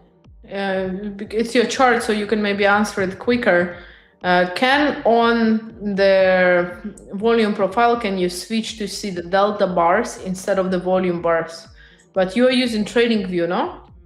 Yeah, I think on MMT, I already switched to delta charts, gsu.p. It's delta volume profile we have on Doge. Mm-hmm. And we can switch to normal volume bar as well. Yeah. But have you ever used MMT, Anastasia, for crypto? No. I'm using only ADAS for trading in general. Crypto, not crypto. I use ADAS for analysis and for trading as well. Sometimes I use TradingView only because I'm on the road, and ADAS doesn't have the mobile version. So I mark up the levels and I check TradingView on the road when I go somewhere, for example, when the price reaches my levels and so on. But for the volume, I rely only on on the futures quotes and futures volume. So this is, for example, gold trade from the morning. This is the one that I took. This is the gold trade that I had. And I did close it earlier because the price started to pull back again. Here we had a lot of volume coming in. I'm considering re-entering it once more. But in general, here you can also switch basically from the volume bars, or you can change it to whatever you want. So this is daily, basically profile, right? You can choose a TPO or volume or any cell profile. And then you choose from volume, you can choose the amount of trades. So it's going to show where the majority of the trades by the amount of trades were taken. Then you can change the distribution to bid and ask. You can change delta, for example, right? Or delta profile, for example, in proportion to volume, and different other things that you can do. So it's pretty much possible. Depends on what you need to for your analysis, of course. So yeah, I think it's the right time to ask the question related to the indicator, which I'm trying to find on a good order flow trading form. So what I'm looking for is, can we create an indicator which shows every single 30-minute candle volume profile on lower time frame? Because I'm done finding it, and I can find anywhere, because we only have session-based volume profile, not for scalpers. But here you have it. Yeah, on futures. Yeah. So is it possible to build the custom indicator, or we just have to use which they provide on the platform you're using? No, but you can build custom indicators on the platform. The code is available, so you can build a custom indicator. And if you want, you can even sell it on the marketplace if people find it useful. So, but that's a different business topic. I can tell you after. So we also have marketplace to buy the indicators. Sorry? So we also have a marketplace where we can buy indicators. Yeah, some are free, and some people, like something that people develop. Someone chooses obviously to give it for free. Someone chooses to build it, like to give it a price. But the point being is that you can basically build the indicator that you want. But you are looking for the volume profile over 30-minute candle. Yeah. For what? For which instrument? For NQ and ES. But it's available. It just built. It exists. So it's already on the platform you're using. But yeah. This is the volume profile, and you just choose the external period for 30 minutes, and you choose on ES or NQ. Oh, okay. So I can see the. Yeah, so can we use that on lower time frame? So if you can switch over to my chart, then we will be able to, obviously, here we go. So here in the indicators, I choose the volume profile. I choose the external period, basically 30 minutes, 50 minutes, doesn't matter. Whatever you want, let's say 30 minutes. And then it's 5-minute charts. Obviously, it's not one candle. But wait, I'm getting used to it. So I assume that it will be visible on 1 minute as well. Yeah, of course. It doesn't matter. You choose the time period. Let me cool. This is 1 minute, and this is profile, 30-minute profile. But obviously, this is GC, but doesn't matter. You choose crypto, you choose ES, you choose NQ. It doesn't matter. That's exactly what I was looking for. I can scalp easily on 1 minute. Yeah. Because that's something Yeah. Because I use the candle wicks as supply demand, and many times I've seen that we have the value area high of previous candle, we get really nice reaction, which I was able to use on TradingView, but you know that we don't have accurate data on TradingView to talk about volume profile. That's why I was looking for some platform which can solve the problem. Now I have a good idea that what should I do next on for futures. Because on MMT I'm not really comfortable with, sometimes it will lag. I know that all heavy platforms does lag, but we don't have really good flexibility on the crypto side for custom indicators.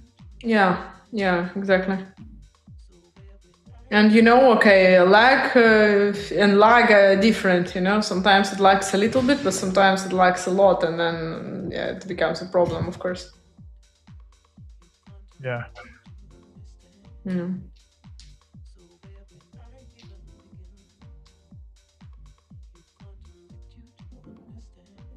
So you're still holding Dodge trade? No, I closed it. It was just a 1:1 trade. which was on yesterday. I'm looking for another one. I don't really like to hold any trade because I'm really an impatient trader. I like to just scalp. So whenever, let's say I'm holding a trade, I will always check my phone when I'm sleeping. If I'm in bathroom, I'll take my phone everywhere, like Boris does. And that's really disturbs my routine and everything. So I prefer to be intraday only.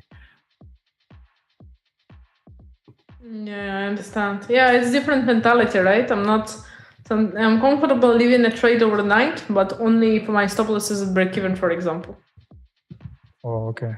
But sometimes it depends, because sometimes the move is just so good. And yesterday I was just too tired and everything. But normally in this kind of situation, I would stay up until I see that it goes really, really far. I move my stop loss to break even, maybe in profit, and then I let it run. Yeah. And I think it's really tough job you're doing, because I think you are working as well and swing trader, you are a crypto host, many things at the same time. I mean, what time do you trade and how do you manage to analyze the market? Everything I do is pretty much, no, I'm lying. Not everything I do is about trading. But anyway, I trade only one instrument. That's also one of the reasons that I trade only gold.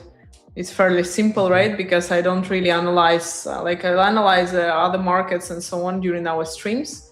But realistically, I only trade gold. And when you trade the same asset every single day, you pretty much know its behavior more or less. You understand where the price has been yesterday, where it is today. You know the narrative. You have the levels already built. So your job becomes easier, because you start trading in between the zones that you already marked up before, instead of every single day coming on the chart and trying to build the narrative and scenarios from zero. So, it's much easier than trading multiple different assets. This is why, if you focus on one asset, I believe you kind of learn the behavior, you learn the patterns, you learn the hours when it moves, you learn you see it and you know that you've seen it before, and you approximately know what's going to happen, most likely before it happens. And it's kind of experience that you get only when you spend hours and hours and hours of looking at the chart, but specifically on one chart, on one asset as well. If I'm going to switch now to ES or NQ and I spend the same every single day, and I know where the price is, where it's going and so on, a couple of weeks, it's going to be the same, because you just learn how it behaves. Whereas if we shift constantly from one asset to another, people who trade crypto, so crypto traders and Forex traders have it a lot, because they feel like, okay, I trade crypto, so I'm going to trade 10 different altcoins, or I trade currencies, so I'm going to trade 15 different currency pairs and crosses and so on, because obviously I will find the opportunity somewhere. But I have a little different mindset, and it took me really, really a lot, to be honest with you, to really find my peace with I don't care what's going anywhere else. I really sincerely don't care that I'm missing out on some moves in the market, because my peace and my time is more important for me, because I know I can spend my whole day on the charts and I know how it's going to be. I'm not going to live a life. I'm not going to have time for something else. And the chances are I'm not going to actually earn more money, because my attention is going to be distracted. It's going to be distributed across many things. And one day I can earn a lot, another day I can lose a lot, like this. So it's a sweet spot, it's a sweet balance. But I feel like a lot of beginners in general, people who join our live streams, and me myself in the beginning as well, we find it very difficult to see the price moving and not participate in it. It's like, I was looking at this chart and now it moved 50 points. And what? If you wouldn't be looking at this chart, it would still move 50 points. It's it's impossible to catch every single peep in the market, no matter how hard you try. So it's like this. It is what it is. It's a part of the deal. You just need to accept it, let it go, move on to the next one, to what actually your expertise is. Yeah. And also, honestly, It's like I think it takes a lot of losing and a lot of getting back, like, from zero to like realize that, okay, if the market, like what the asset that you trade now, for example, like I trade gold is in a bad state, I still shouldn't be switching over to other assets and so on, because now it's going to be in bad state. I just need to let it go maybe a little bit and like focus on other things that I'm doing a little more. So it's my time to do other things. And then I know it's going to come a period of time where I can make X whatever, in a very short period of time. It's barely no effort, just because it's going to move like this from the patterns that I understand and I expect. But in order for me to use this moment, I need to make sure that, first of all, I have a mental capacity, so I'm not tired and burned out from this consolidation period of time, low volume, whatever is happening, and I patiently wait. And secondly, that I don't lose my money on a bad period of time. And that's another question, because sometimes we like try to fight the bad market conditions and really try to hit our head against the wall so hard that we lose the money. And the problem is that sooner or later, the good day is going to come. It's going to come tomorrow. But if today I lose all my money, tomorrow I can't use it because I have nothing to trade with. I don't have funded account. I don't have my deposit, whatever you trade on, or your own or funded, it doesn't matter, right? But you need to make sure that you actually have money to continue playing the game. It's like, I feel like in trading, people who stay the longest they're ones that can survive in this market the longest, not the ones that are like necessarily making the big profits immediately, if it makes sense. Yeah, I mean, really agree at this point, because I have seen many kids saying that I make X amount of money, X Y amount of money on the internet, but it is really a bad message for new traders that, you will enter the market in 2-3 months, you will become a millionaire or billionaire with the prop firms. That's not actually true. It's always important to have one cash flow income source flowing, there, so you will not feel pressure when you are in the market. Yeah, but you know how it is, that the industry where there is a lot of money, and trading is an industry where there is a lot of money, there always will be people who want to make money on people and not with people. And the problem is that for people, for our psychology, the idea of easy solution is easier to sell than to accept the truth about the hard work. Yeah. People are more likely to believe that by joining a signal group, for example, or finding the right coin to buy at this moment, they're going to make X amount of money. Then, okay, I need to make an effort and I need to work hard and so on and so forth. Because in the worst case scenario, if it fails, it's easy to blame the signal group and say, if I joined the wrong signal group, I will try next one. Or, oh, this was the wrong altcoin, but this guy just made 10x, so I just need another altcoin. Or, I was unlucky now, but next time I enter the trade with like all in, I just need one trade all in to work out for me to become like a millionaire or something. It's easier to believe easy solutions. That's why so many people get scammed. And I'm gonna say like something very harsh, but I've had so many fakes. Like I don't have my professional Instagram now. I have my private one. People keep messaging me every single day, but I have private Instagram. But I had professional, and I had scammers creating the copy of my Instagram almost daily. It's like every 2 days we were like trying to clean this up. And so many people were messaging me like, oh, was not your Instagram. They contacted me. They asked me to send them 500 and they promised me like 1,000 back in 1 week. So I sent it, I got scammed. Like, I'm sorry, but it's your fault. Yeah. Like, it's your fault. You sent money to someone who promises you the easy solution, and it's easier to believe the easy solution than to a little bit turn on the brain and think like, okay, you know what?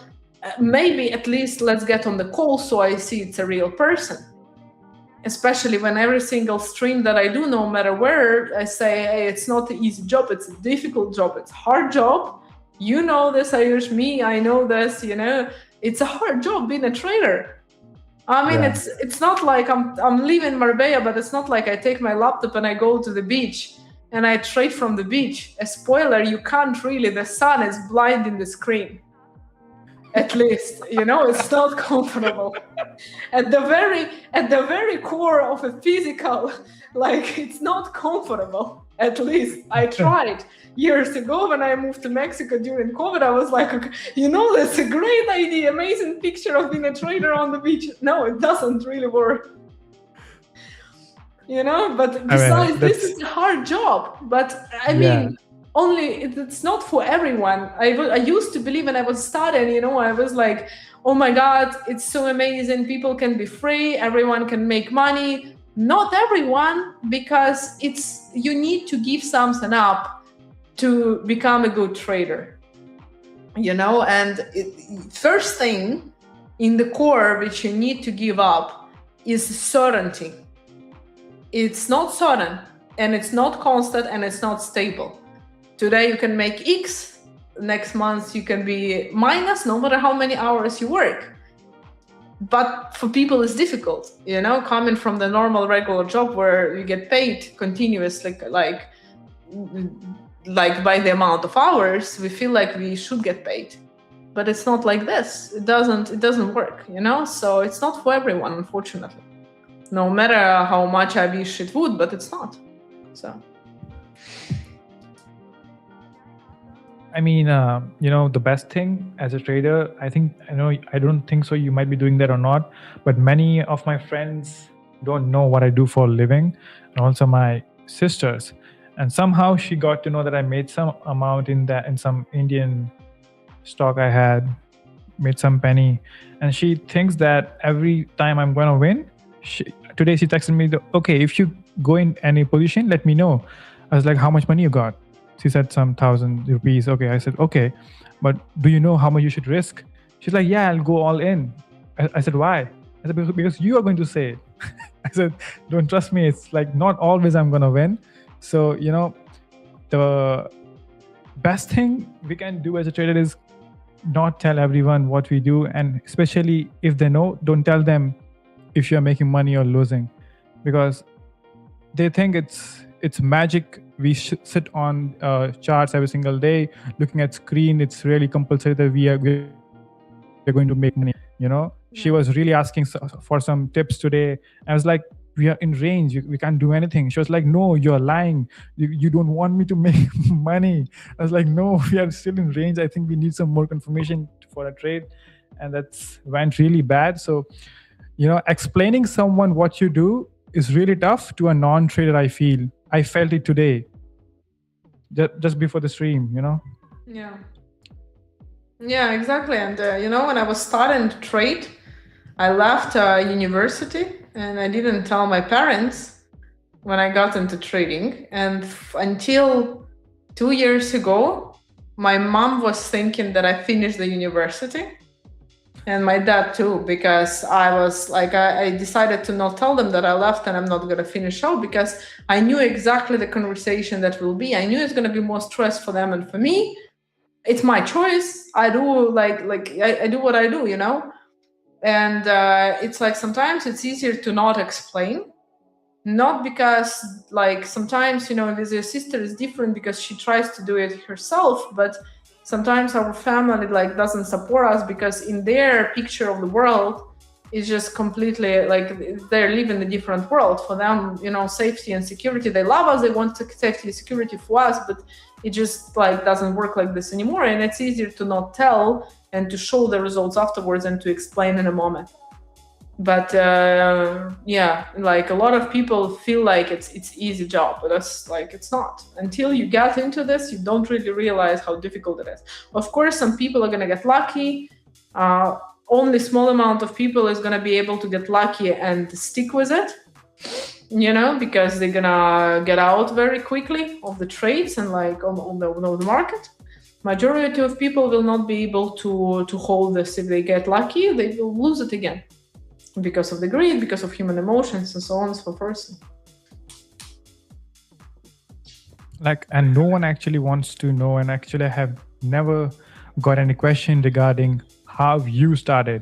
Instead, I get always how I can get the same level where I am at. When I tell them that it's gonna take years, they say that, okay, no, this is not for me. I need something which is quicker. Then I tell them to continue the thing they are doing in their life. It's not for you. Because I still remember I had a friend when I was in high school. I made some $100 doing the affiliate marketing, and I was getting orders for at least 2-3 weeks. And he saw that I made some $1,000 as a high school kid. He said, okay, I want to make this happen as well.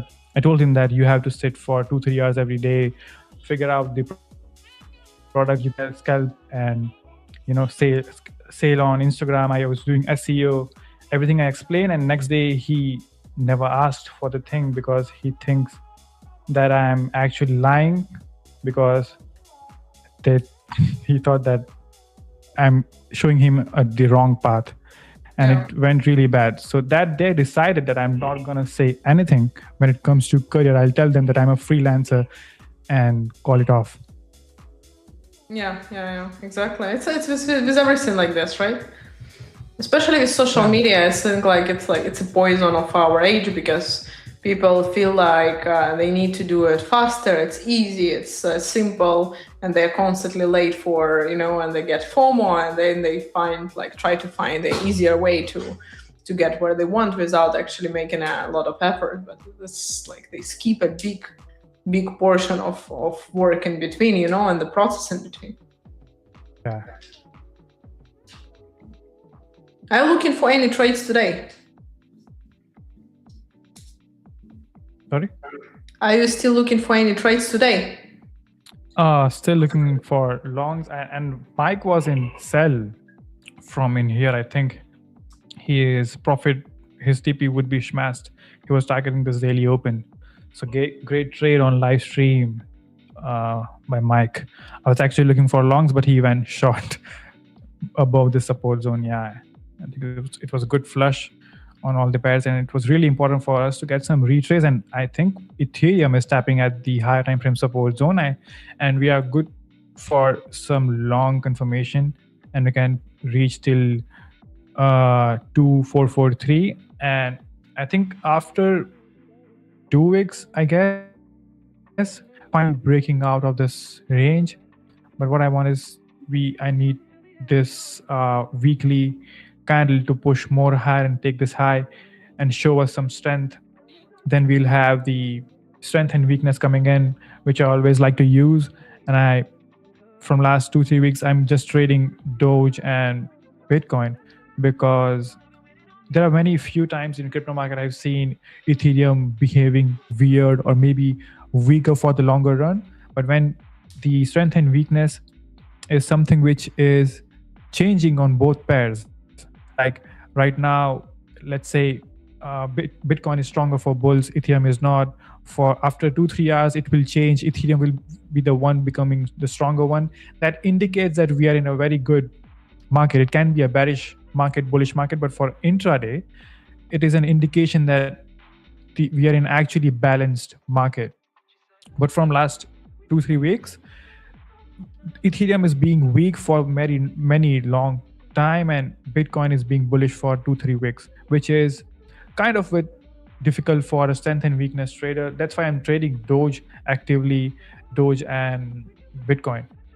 Yeah. So yeah, we got this reaction from this, I think, daily open and also this wick. So I am expecting that we can now continue higher. So I think we need more confirmation on lower time frame on 5 minute.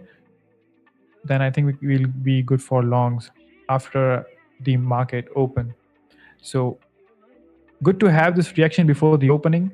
And if we see at 9:30 some push higher, I'll go longs on Doge, and same for Ethereum and Bitcoin as well. We got the really nice pullbacks. I think on stream we might get some trade today. Yeah, it might be interesting.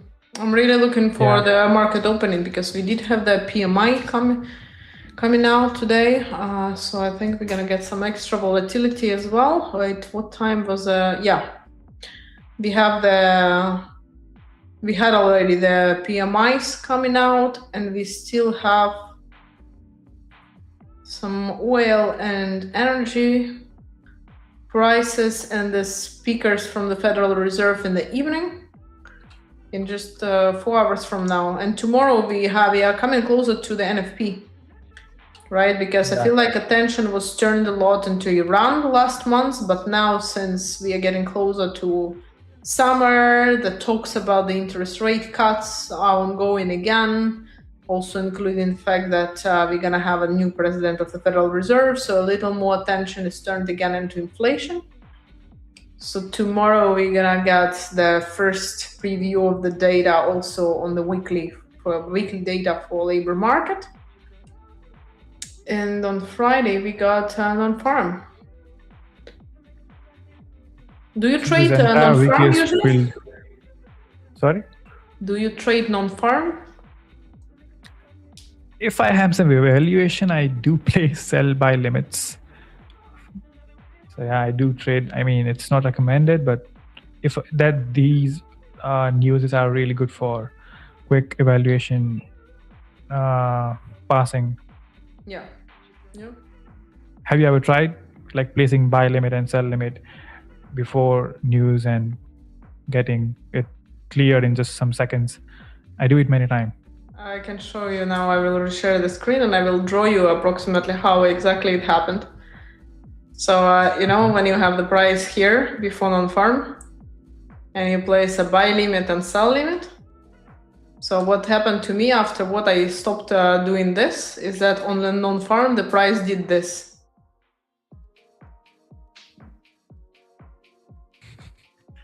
So it was an account or it was on a personal account? I don't remember anymore. I think it was personal because it was before the prop firms were like super popular. But like it doesn't really matter because the point being is that it activated both buy limit and sell limit and stabilized approximately in the negative for both of those. And it didn't go anywhere anymore until the end of the day because it was Friday, obviously. So after this, I stopped trading. I stopped doing this. But for a long time, I was actually trading non-farm. And I was trading the initial reaction first of the numbers. And then usually after non-farm, what was happening is that there was a pullback and correction. I stopped trading this when COVID hit. They printed lots of money and there was manipulation with non-farm. And the price on the non-farm, instead of getting like 100 points, it was like barely moving, And I stopped this sessions on NFP because it was live trading. But I stopped it because there was no point. It was like zero volatility. So I don't trade non-farm anymore. For now, I didn't get back into this. And I usually don't even trade Thursday before non-farm, to be fairly honest. So we have a question on chat. Future Yang is saying, what affiliate business do you run before trading? Ayush, I run ClickBank offers before, but without huge success. You actually touched my wounds by saying ClickBank. It was a platform where I made a lot of money, which I use for trading later. I sold many ebooks, which I made most amount of money during COVID. Yeah, like also JVZoo, ClickBank, and many other affiliate sites. And also I posted it on my handle that about the ClickBank record I had in the the last of 2023, where I made in last week of like $3,000, which was just by organic traffic. Then I scaled it with the Facebook ads, it went $10,000. And I got hacked because I don't know what Mark Zuckerberg is doing. Everything went to zero. And I lost the account, which I built. The trust on the account, which was near $15,000, and it went to zero, and I was blocked from Facebook. And then I went full in trading. I had a very similar story because I had a professional account for trading where was all my people, students, and so on. It was like 20K subscribers. And one time Instagram decided to block me against instead of the scammer. So they left the scammer's account and they blocked mine, and it never got back. I even found contacts on Instagram and no one was able to bring it back. After this, I didn't have Instagram for 2 years. I was like, you know what? I'm not doing this one more time. And actually, since then, it takes me a lot of time to post anything. So I have personal, but for a very long time, it was also really, really dead, you know? Yeah, I mean, Meta has really horrible support, if I'm not wrong, because I actually lost 3,000 US dollars overnight because someone else was running ad on my account, and I don't know how he entered my page and started running his ad, and he made good amount of money from my money. That's fine, but you know, I'm just questioning Meta on Twitter that how is it so weak that anyone can run and use my money online and I got nothing back. They just said sorry and never paid the money back, and also blocked my account even though it was not my fault. And that's the day I stopped the clickbank and the ad business, and I came back to Shopify selling the real products instead of ebooks. But it was your own ebooks. No, it was someone else. I was getting 50% commission on it. It was $50 commission. It was really nice, and I was getting 2 to 3 orders a day. As a kid, it was good amount of money I was making at that time. That's where all started from.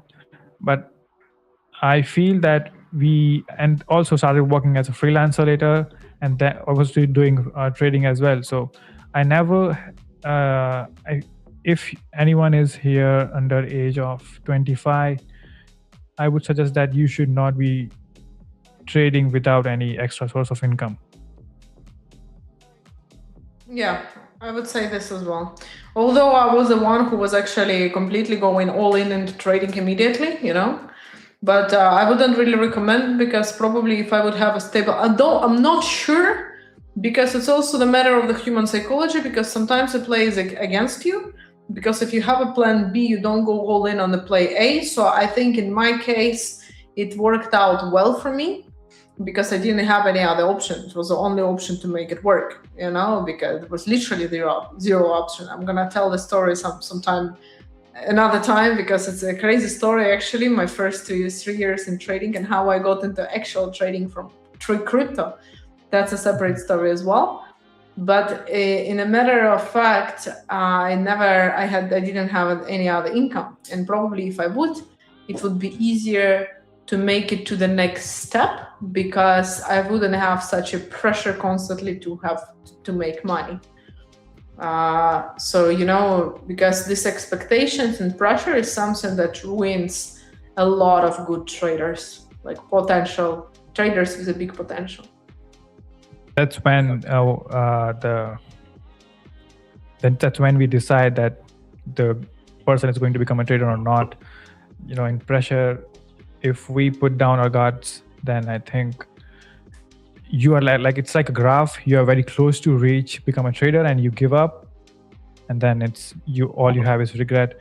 I had the same story, like, you know, when I was all of my stores were going to zero, and I was thinking to stop working online, not even trading, and I started finding jobs online, and I sat for at least 2 to 3 hours at that day. It was a horrible day of my life. I was really down. I felt that I have nothing to do with my life, and I'm just a piece of shit, and I'm not doing anything. And I don't know what happened in morning. I started looking at the records I made when I was in college, and that really helped me build, you know, I'm doing the same thing with trading. I have 2 books in which I write down the wrong and the negative things which I repeat on charts, and good things. I have separate book for good things. I have green streak in futures. I always read the red book, where I write negative and bad things, which help me to grow higher, keep myself humble. And whenever I'm in red streak, I look at my progress which I made previously. So it's very important to have record of both to maintain yourself in some situations. So journaling is something which really helped me to keep a record of progress I'm in. Yeah, I agree. Yeah, I really agree. Sometimes we need like an external something to tell us, like to see physically that we are actually making progress. Yeah, because as a trader, no one is going to actually understand what you are thinking, what you're going through, even if you'll share with someone. So it's better to have a book.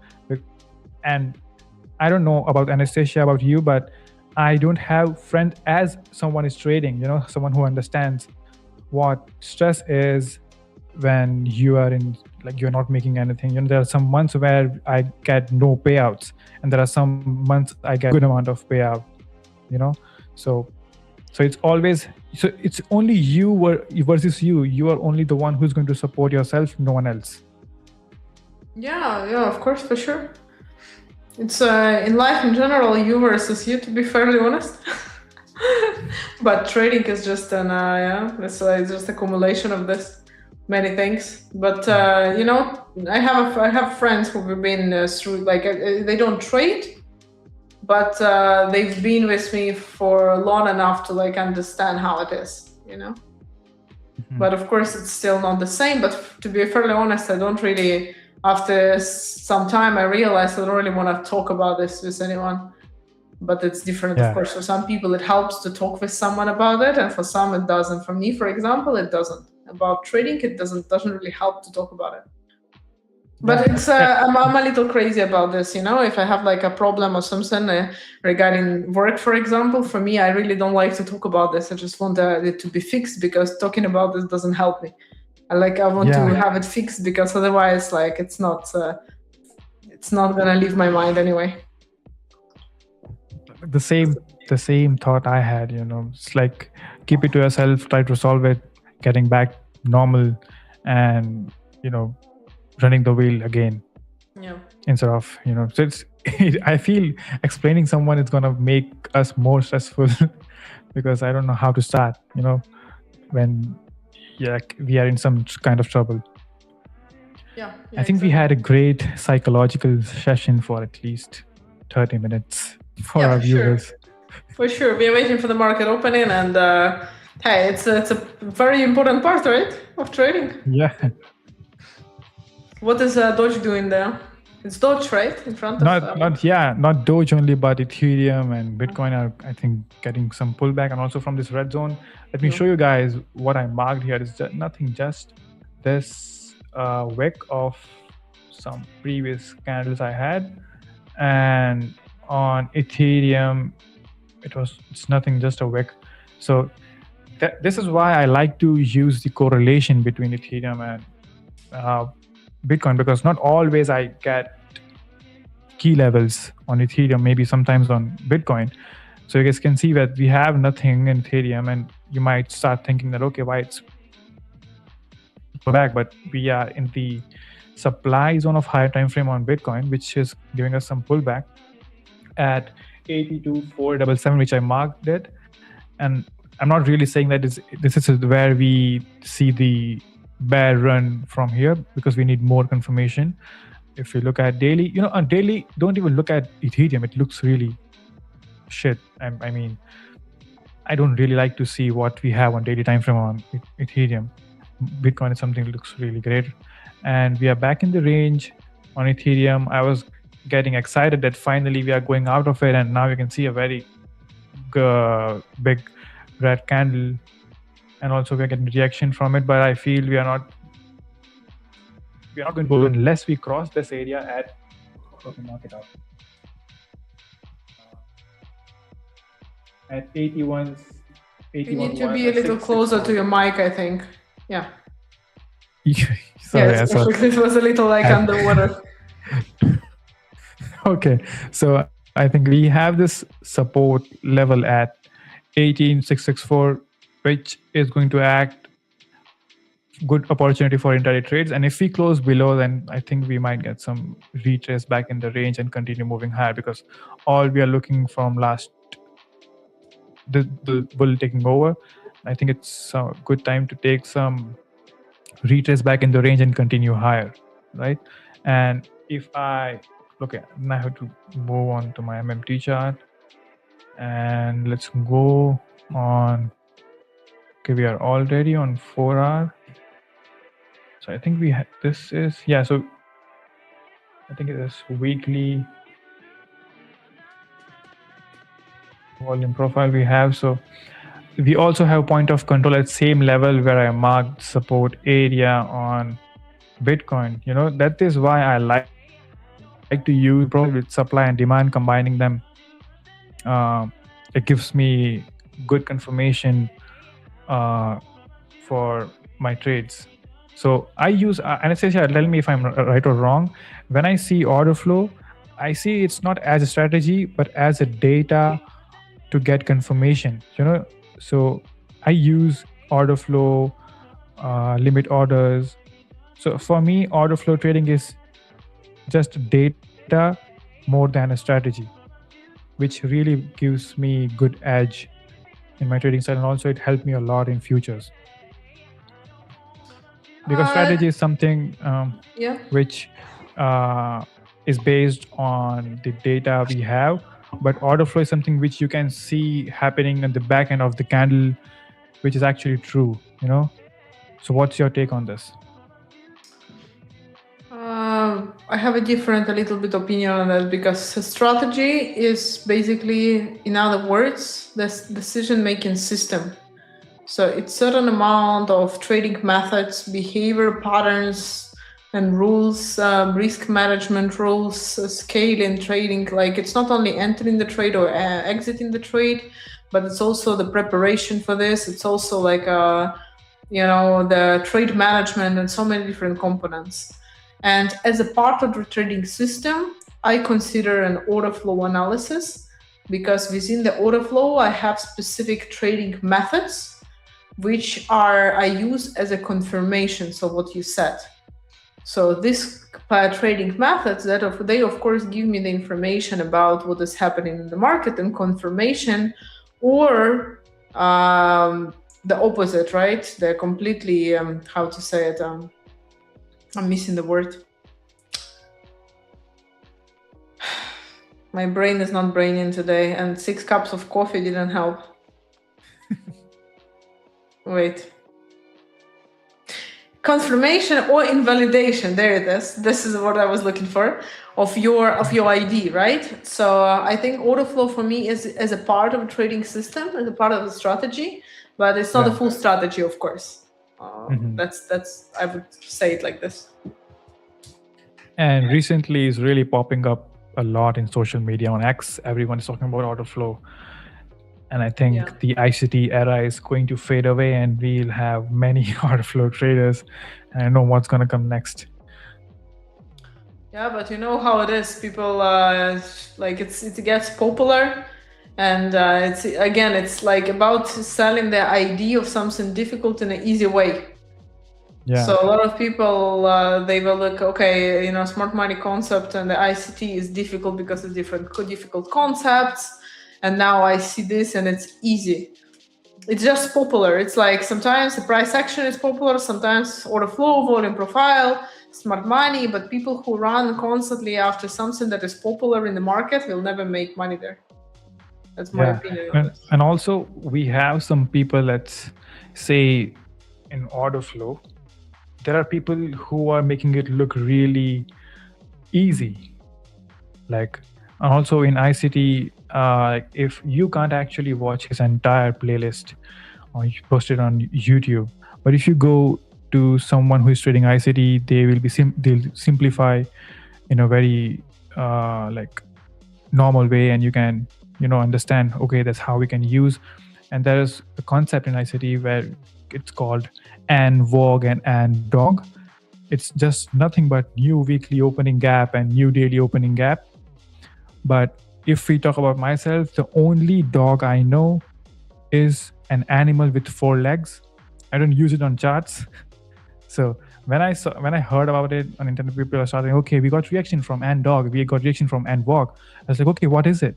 It is just a support of high time frame where we are getting the reaction. So Jishu is saying ICT is shit, guys. 10 years and 14 hours day here. I know what I'm saying. So you studied ICT for 10 years? ICT was not even there for 10 years. I think it started in 2019, if I'm not wrong. It's like, it's about it's about selling some popular concept, Yeah. But I'm actually waiting for someone creating above order flow. That guy needs guts for that, because I don't know what's gonna pop after order flow. It's really difficult for us to process because we don't have anything else after order flow. Only thing we can do is make it more simple, or maybe combine it with some other strategy and make a new product out of it. But I don't believe after order flow we'll see something new popping up. We have many people making it simple for us. That's really great to have, but I'm not expecting anything new. It's probably AI and algorithmic trading, to be fairly honest. Yeah. It's like, people will always try to find easier solutions, which is great in a certain way, but also needs to have a balance, I believe, Yeah. Because not all the questions have easy solutions in trading, especially those also. Okay, so we had the market opening, and crypto is pulling back, and gold is going up again.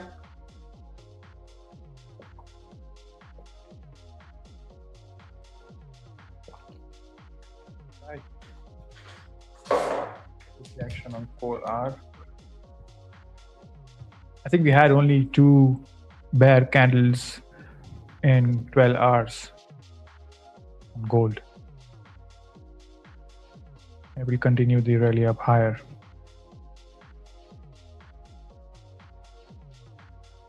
I don't know, but I like to trade gold on 1 minute more than 50. I mean, higher time frame. Like let me mark the risk to reward tool and show you, Anastasia, how I trade. This is something I'll trade in gold. This is how I trade on lower time frames, quick in and out. And because of this, many prop firms made a rule that we should hold the trade for a minute, and it's actually down. I'm talking about funding ticks. It went down when they launched a rule that we should hold a trade for 1 minute on futures, which is really impossible. We don't know what next candle gonna do. It can give you a fill in some seconds or maybe minutes. So I don't know how many people are really comfortable doing this on lower time frame, but this is something which really working best for me. Just 2-3 hours a day and I'm done. Yeah, exactly. And like this, you also can maintain your focus, right? Because the more time you spend on the chart, the less focus you get. So basically, we just physically even get tired, right? And to make high quality decisions, we need to be in the right state of mind. So if you are not in the right state of mind to make high quality decisions, how can you expect to be profitable as a trader? Yeah, I mean, and when I started trading, I thought that, many smart people on my school, they spend good amount of time on reading books. I think I should do the same on charts. And all I got is dark circles instead of knowledge. Then I had to stop, and I realized that I should take some power hours where I focus on charts for at least 30 minutes, take a break, another 30 minutes, take a break, and continue with my life instead of sitting every day on chat thinking that if I'll sit for a longer hour, I'll become an expert. But nothing happened. So. Yeah. Yeah, exactly. Also, it's also many different points. I was scared to miss out on some opportunities. So I was also really sitting like a longer period of time. Sometimes you cannot stop, and we all know also where it leads. And it's like sometimes you're tired, and it's more difficult to, get out on the right time as well. So many different factors again. But I would be a horrible psychologist because. We all as traders, we know what we should be doing and what we shouldn't be doing. And it's differences about doing it or not doing it, actually, because everyone knows you should take a break. Everyone knows you shouldn't spend lunch hours on the chart. Everyone knows you should have a system. You should manage your risks right. Obviously, the beginners don't know many things, but all right, in a normal scenario, like you understand a little bit later things that you should be doing or shouldn't be doing. So, when people come to me, sometimes, a lot of the times people look for mentorship, for example. But to be fairly honest, the first thing, instead of spending money on mentorship, it's like exactly the things that I would be doing. And I did it with students as well. It's like, check from the things that you should be doing, which ones you are not doing, and try to improve this first. It's easy, it's very easy, but sometimes people don't need this. They need someone to kick them and say, go do it, and control them and supervise them. That's a more harder part about it, to control ourselves. We know what we should be doing. Actually doing it is different. I mean, that's a really great point there. And when everything clicks, when we journal the mistakes we were doing as a beginner, and now I always laugh on it because I feel that I was really close becoming a successful trader, but I was stuck at some really stupid point.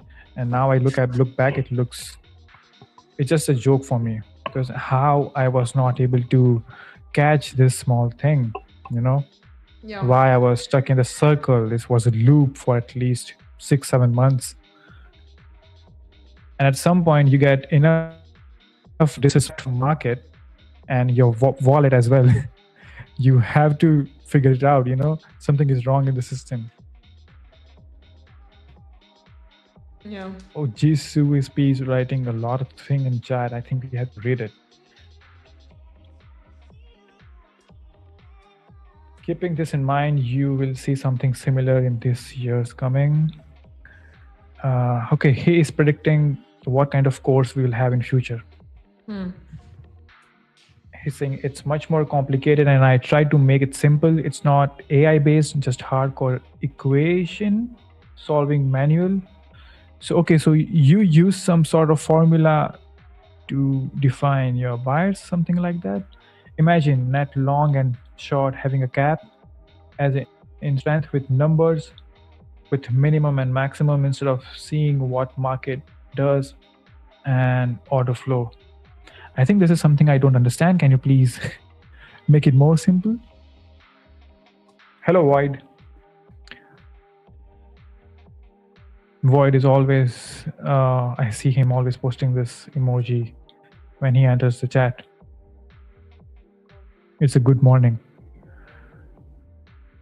And I regret not taking any short position on crypto.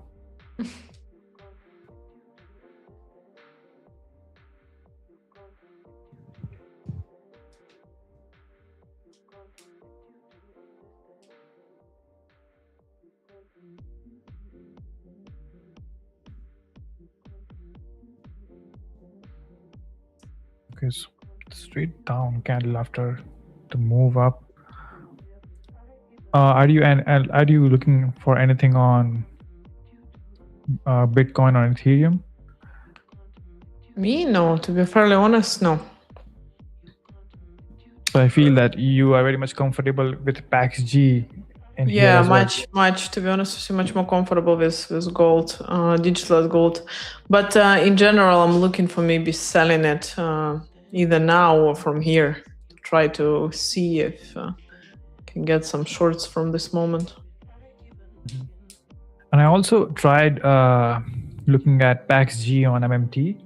I feel we don't have enough data for gold in crypto. So, when I started using my chart, from CME data on gold, I got enough clarity that where we have limit orders and the bubbles and everything.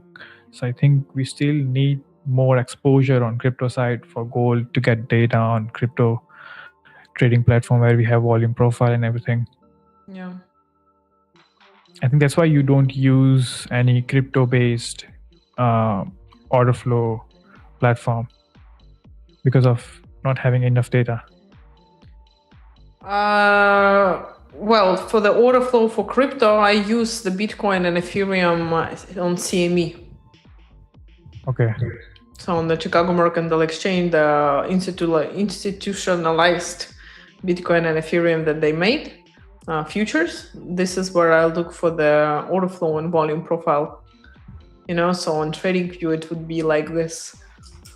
This one here on the CME Ether futures, and BTC is the same. Because it's centralized, in some way, because otherwise you end up analyzing the volumes only and the footprint from only like one exchange, instead of like a total flow of the volume. But I don't trade them quite often. I don't trade them often enough to have the edge, proven. So that's why I don't trade them a lot of the times, because I don't feel confident and comfortable with not having an edge. But just logically, from my analysis and what I see, I would be aiming for this zone here as I had before, and then some more shorts into this area. So instead of here and back, now it's here and back here. So I think we're going to have one more deep on Bitcoin when we reach approximately 85 to 90K. Yeah, and we also have low volume node, which I can see on the chart. Yeah. That area. Yeah. So what I can say is when we connect the CME data on TradingView, we get the actual order-based volume profile, or is still tick-based? No, this is still tick-based. Yeah. On the TradingView, everything is tick-based, even if you look at the futures, because they just don't, if I'm not mistaken, they cannot calculate the volume. Like they don't have the access to this, I think. Because you need an external data provider for this, right? Yeah. Yeah. There are many messages on chat. Dream 11 Fantasy Skills 37 is saying crypto will pump May, June. What do you think? So I don't think that far. I only think what's happening on chart right now. I think that is something Anastasia might answer, because I never had this kind of question that what's going to happen in June. What's going to happen in what? June. Are we going to pump in June? It depends on what they're asking about. Wait, I'm gonna read the question. Well, it's like, without the context, it looks like will the crypto pump in May or August or whatever. Normally, depends on the Federal Reserve. The next interest rate meeting is going to be in July only. It depends on Trump. It depends on many other things. I personally expect the dip on Bitcoin still when we reach 85 to 90, and then I expect the downwards movement, which we are not far from. So from my analysis, as you can see on the screen, I don't really expect the pump, but I assume that things might change, especially if we break 100,000. So if we break 100,000 mark like this, then yeah, I would be expecting the continuation higher. which I don't think is going to happen yet. But it's possible, yes. For now, we don't really have the reason for the crypto pump. Yeah. But it depends, of course, you know?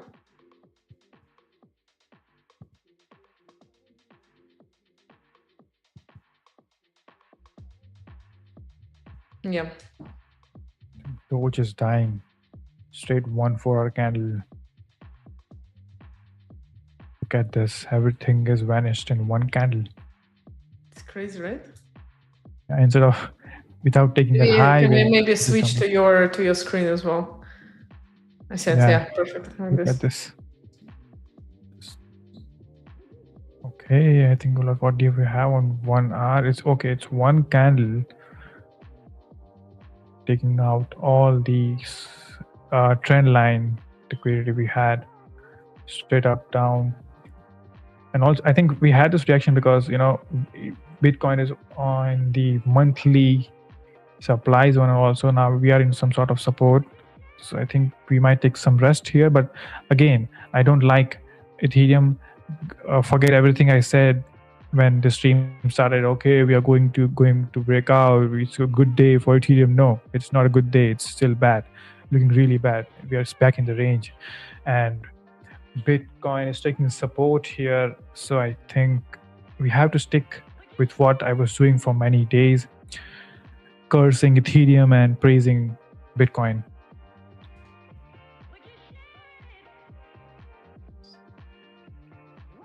What is saying now? You got me listening to the song Glass Animals, Heat Waves.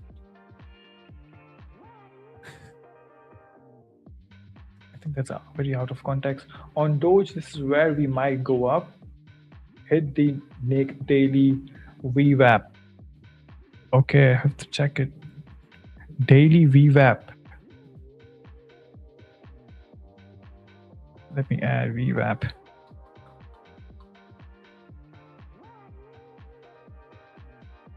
Okay, I need to switch on different chart. Data is not available on this one.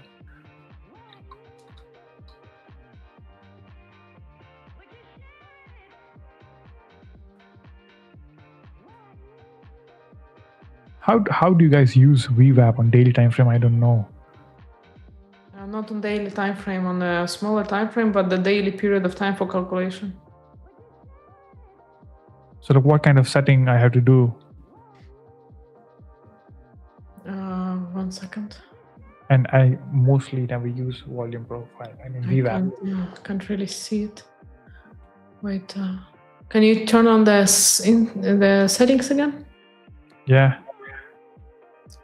Okay, Inputs so daily. Okay, but we don't have daily. It's weekly, monthly, yearly, but not daily. Wait 1 second. I'm gonna check it from my side.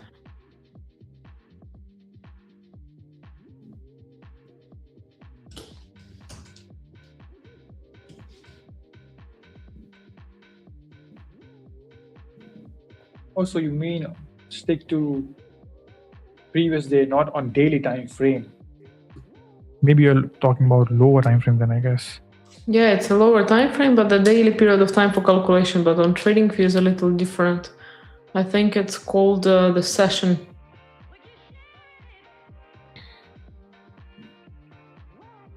Yeah, it's called the session session VWAP. Yeah, so I think we are below the VWAP on sessions. Getting very solid reaction. So that if we now why we are getting this reaction, because Bitcoin is in support area, and I think we need still more confirmation for long.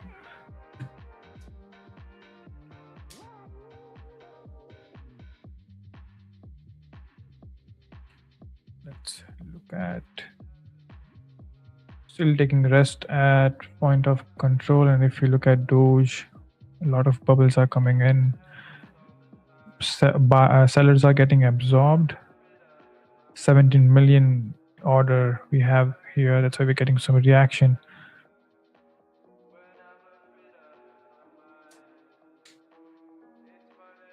And volume bubbles are something which I'm really comfortable using on lower Volume time frame bubble? when I'm trading. Yeah.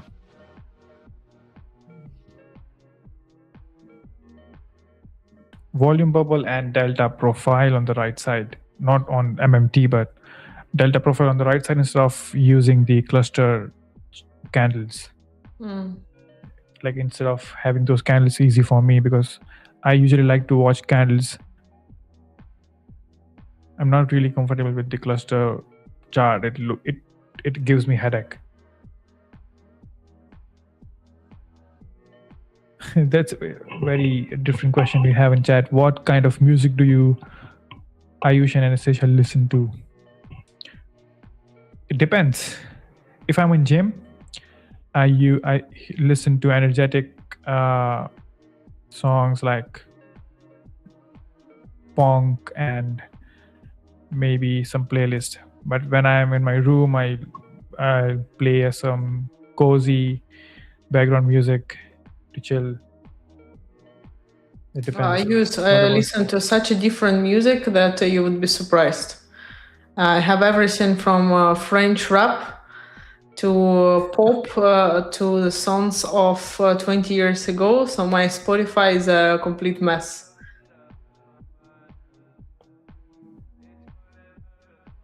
It depends. It really depends. So you understand French?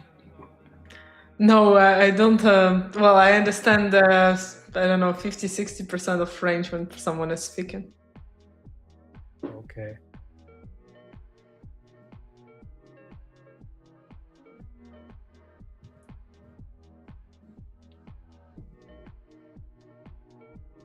So anyone from chat were able to get this trade?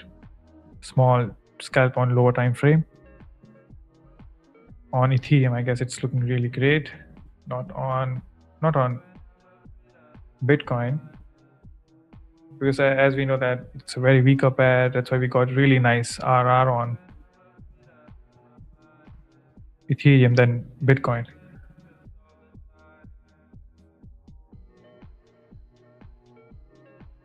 I think in this kind of range, I'm watching it after many months, where we just test the same area every time and come back in range in Ethereum. There are very few times I see that happening. That's one of the reason I used to trade Sol as well, but after okay, Sol is doing really great. I was about to say something bad, but now never mind. It's good. It's looking good. It's really bullish. We are getting some retrace on daily. Let's look at daily time frame.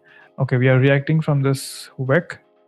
I assume that we have some sell limit orders. That's why we're getting some reaction, and we have some higher time frame support as well in here. So possible chance that we might get some continuation. So on all crypto coins, I can see just a retrace, not the trend of actual swing trend for bears. It's just a retrace for now.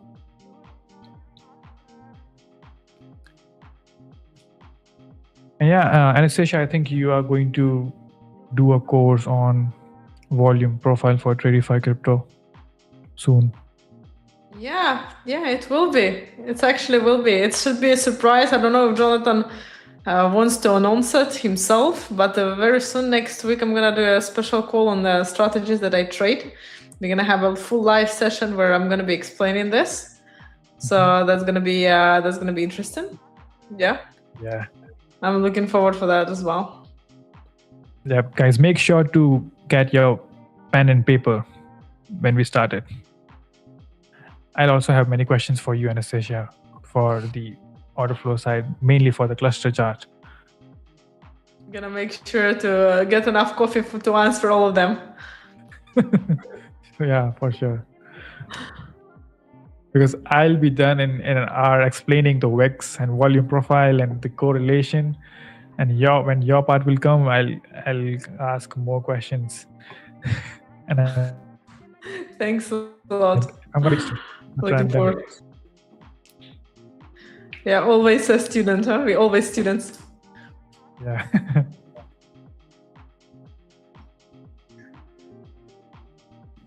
I think we're going to be slowly finishing it off today. So if anyone has any more questions, now is the time to ask those.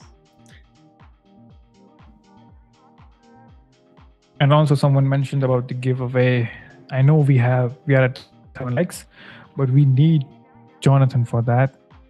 And I think we'll do something about it when I think he's not able to join. And Stacia, Mike, me, or Boris, we might be doing something about the giveaway. So I think we have some question for you, Anastasia and chat. Yeah.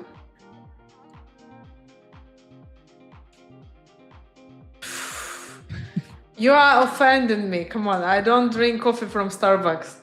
The only moment when I was constantly drinking coffee from Starbucks is when I was living in Turkey. And trust me, there was absolutely no other cold coffee. So it was the only choice. Come on, no, I normally trade the specialty coffee. And I trade cortado normally. Today it's double. And I really need to cut the amount of caffeine today, but for now, the current moment, the life is not literally really giving me that opportunity.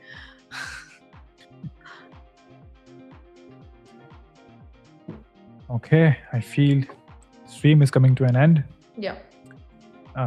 We had a good number of people coming in and we are getting consistent likes. Thank you so much for that. We'll see you guys tomorrow with the same energy and new opportunities. Thank you so much for joining Tradeify Crypto YouTube Live. And we are hopping off. Thank you guys so much. We'll see you tomorrow, same time, same place. Yeah, bye-bye. Bye-bye.